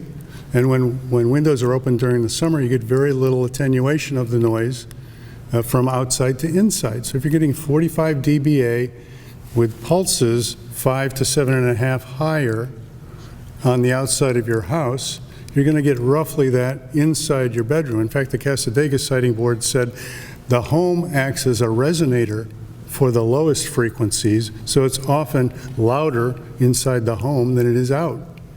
The structural members of the home vibrate and cause louder noise inside than outside. Wind development companies like Invenergy commonly say wind turbine noise is no more annoying than the sound of a running refrigerator. That's not an approach to noise assessment that would be meaningful or informative. Apart from the well-known differences in the quality of wind turbine noise compared to refrigerator noise, few people have or would want a refrigerator running in their bedroom all night. In the absence of better information, the company's use of the refrigerator example is more like misinformation than public involvement. The example is not calculated to elicit interest in more information. Experience has shown that it has the opposite effect. Project participants frequently regurgitate the project sponsor's talking points. Concerned citizens who assert that 45 decibels of wind turbine noise in a community with a nighttime background level of 25 decibels results in significant impacts are spreading misinformation, so says the company. However, misinformation is the point of the wind industry's approach to noise. A 2011 report to the Minnesota Public Utilities Commission documents short-term maximum wind turbine noise levels 15 to 20 dBA higher than average noise levels. No one has ever, as I said, no one has ever heard an average noise level. Experienced noise differs considerably from the average noise level. Most wind turbine noise will occur at night because most wind turbines operate at night. Most wind turbine noise pulsates. Most wind turbine noise is found at the lowest frequencies. Failure to add penalties to modeled average sound levels using the dBA metric for each of these characteristics fails to conform to applicable standards for noise assessments. Those standards require penalty decibels to be added to dBA average noise levels, 5 dB for nighttime, 5 dB for pulsating noise, and 5 dB for noise dominated by low frequencies.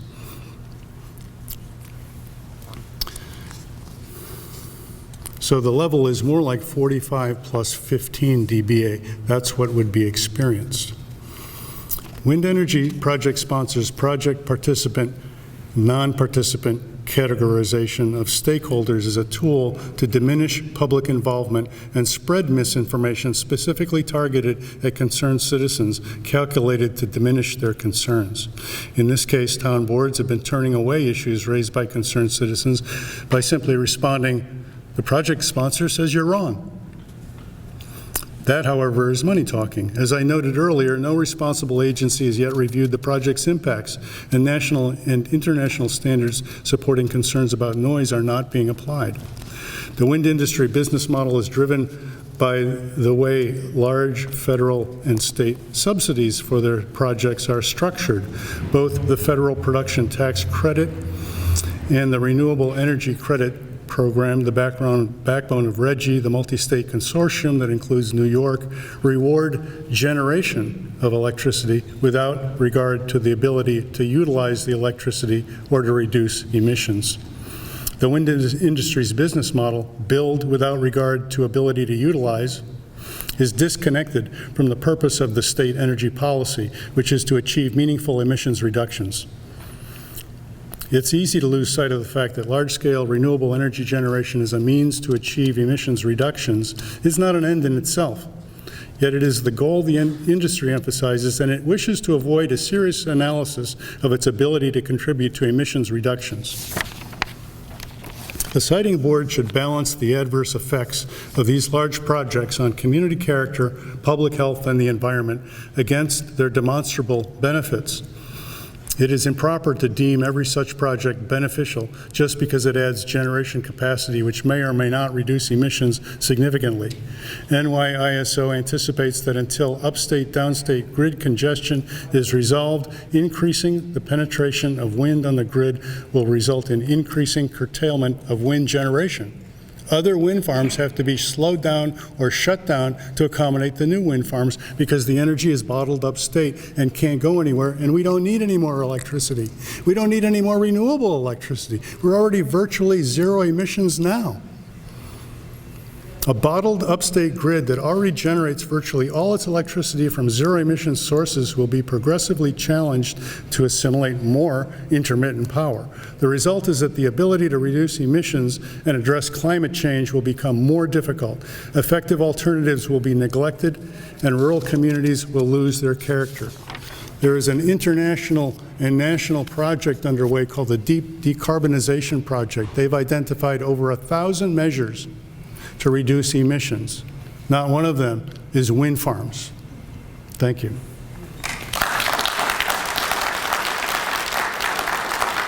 My name is John Hill, and for the last 6 years I've been a Freedom Town councilman, but I have also been a past Freedom Town justice. I've also been a past chairman of the Freedom Planning Board, and I've lived in the town of Freedom for the last 35 years. My wife and I bought this property that was an unmaintained farmer's field. We liked the peacefulness and privacy of living out in the country. We gave up town water, sewers, along with natural gas because it was worth it for us for the tranquility. There was no such thing as DSL or high-speed internet at the time, which Verizon has been promising for the last 20 years at our house. It's never going to happen. I am also a registered professional engineer in New York State. With Randy Lester, the Manchurian puppet for Invenergy as town supervisor, it is like talking to a teenager that wants to quit his high school and make it big in the world. Please note that he was also the deciding vote to change local law from 450 to 600 feet and setbacks from 1,000 feet to 1.1 times the height. Please note, he also has 3 apparent conflicts of interest. His brother has a contract. His grandfather owned John Boer's farm, which he feels must succeed. And he also has had several private meetings with Invenergy. As a town board member, I never voted to allow him to go and have a private meeting with Invenergy. After moving into the town on Freedom Road in 2016 and being less than 2,000 feet from a wind turbine, he now mainly resides in the hamlet of Sandusky, over 4,000 feet to the nearest wind turbine after he voted on the new law. Now all he has to worry about is infrasound, which he does not believe in, so he's not going to be affected by it. Lucky for him. I have been fighting for health, safety, and welfare against industrial wind turbines in Freedom, New York for over 11 years. People that have lived in Freedom know that I've been fighting for 11 years for it. The 2007 law was inadequate at best. We fought and didn't get very much, but it's better than the criminal law that was done, I guess, 3 times now, twice in 2018 and once in 2019. They keep doing the same law because I have no idea what a couple of the members of the town board are thinking. GE also recommends a 500-meter safe distance and emergency evacuation for 450-foot tall wind turbines. By extrapolation, it would be 660 meters or 2,187 feet for a safe distance for a work crew that's working on a wind turbine. If the wind turbine is turbine, they're not supposed to be inside that distance. But we, in the infinite wisdom of 3 of the town board members, think it's okay for other people to live 1,000 feet away. The noise level of 50 dBA L10, and Gary has talked about some different numbers, but they don't have any upper limit. So, you know, and you take averages. I mean, you know, if I'm at work half the time, I'm missing half the average. I could be getting all the stuff that's above the average when I'm at home. The World Health Organization recommends it no more than 35 dBA at night and no more than 40 dBA during the day, or no more than 3 dBA above ambient noise level. With taller wind turbines and lower RPM, the greater effect infrasound will be. There is no protection from this other than greater setbacks. As a councilman, I am supposed to work for life, liberty, and the pursuit of happiness of every citizen. This also means health, safety, and welfare for each and every citizen of Freedom, not just a few leaseholders. As a farmer, John Boer is a very good neighbor. As a leaseholder, he is subjecting me to half the distance from an industrial turbine to my house as one to his house. Others can be as little as 1/8 the distance to their property line. This is not being a good neighbor to his neighbors. I asked the town to do a net economic impact study. Not a single board member of Ron, Ashworth, Ann Dixon, or Randy Lester would second my motion. What are they hiding? What are they afraid to find out? Most industrial wind turbine projects have a negative impact on the community. The value of my home will go down 15% once the wind turbines are up. That is a loss to me. How many full-time jobs were brought to Eagle or Sheldon because of the wind turbines? I don't see any growth other than more wind turbines. How many bats do wind turbines kill per year? Thousands. Hence, agricultural output goes down 10 to 20%. Why did China drastically reduce support to wind energy? Why did Ontario, Canada, who we've heard about their noise study, cancel a 200 wind turbine project last year? Because the only thing green is the money big wind is making. Ignorance is bliss can be changed to ignorance is freedom. I will continue to fight for the health, safety, and welfare of all the residents of freedom, even those that are opposed to me. And I'd just like to say one other thing. For all you that are here, we do have a primary election on the Republican side on the 25th of this month. Jeff Milks and myself, you know where we stand.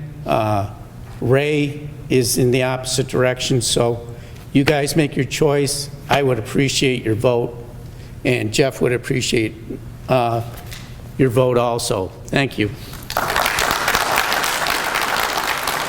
Here we go.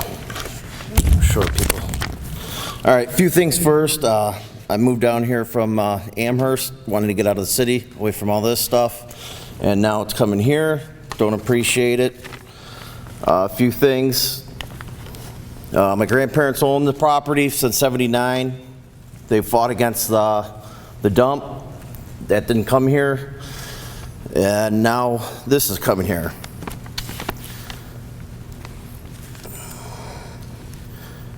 A few things. I hate to see all our tax dollars wasted.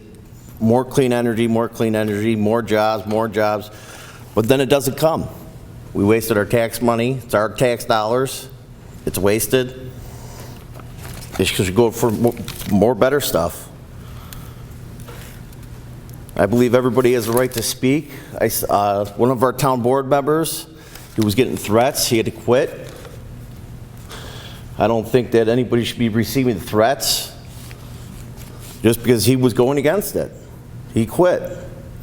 Now we elected another guy.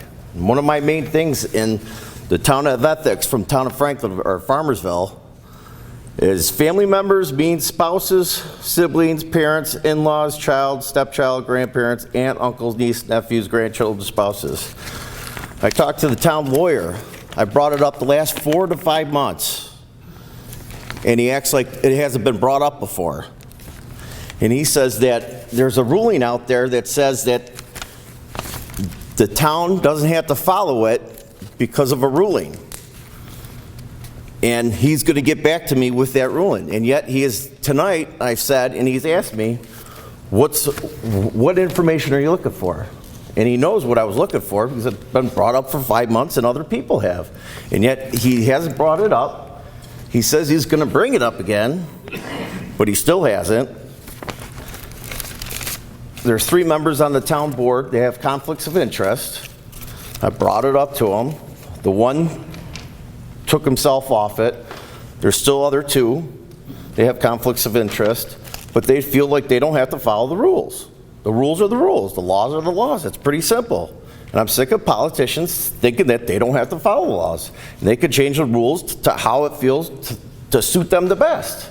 And it's crap. I've seen some videos of what wind energy have you done for your lease people. I'm telling you, it's all about your word. Some guy signs a lease, and you pull a lot of stuff. You talk to them like they're idiots. I can't believe the audacity of you people. I really can't. I just can't believe it. There's actually video of you. It's sad. It's really sad. There's another guy, manages the shop. Never had complaints at a store before. All of a sudden he's against wind. He gets several complaints. How did that happen? Wonder where that came from. All of a sudden you guys sending your union guys down at a little town hall. Not too many seats there. Not too many people can get in there. But somehow, mysteriously, we got a bunch of meathead muscleheads down there wanting to intimidate people. I've seen it. It's It's sad, it's disgusting. But the rules are the ethics, that's the here's the town ethics of town Farmersville. Now, it's pretty simple what the rules are, what they're supposed to follow and what they don't follow. Like I said, there's 3 members. They have, let's see. What do we got here? I want that. I mean, other than that, I mean, I want clean energy. I do, but I don't think this is it for us, for the town. I don't want to see these big windmills. I mean, obviously it's up to you guys because the towns certainly aren't representing the people, and you talk to them, and I've already come to the conclusion that they have come to the conclusion already. And it's just ridiculous, and I hope you guys do something about it. I really do. Thank you, Ginger, for putting up a good fight here, because if it wasn't for you, I think the windmills would already be here. And other than that, I hope you guys do look into this stuff, and I hope, the landowners, they treat their leases like crap, the people that own the land. And it's really, I'm sorry, but it's just a joke. It's a joke. And I hope you guys do rule against it. Thank you. Thank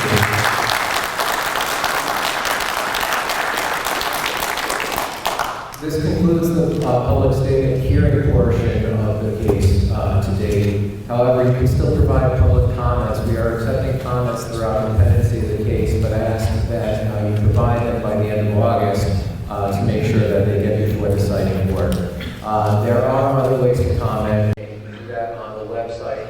You can also provide phone comments, and the information is out at the back table on the information sheet.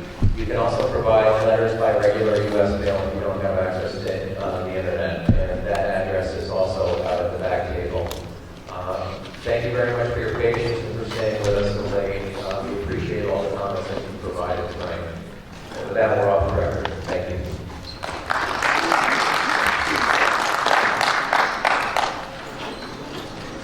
Excuse me. What do you do with all that video? It's on Chicago Updates on YouTube. Everything on YouTube. Oh. Put it up on YouTube. Good. And this is the film.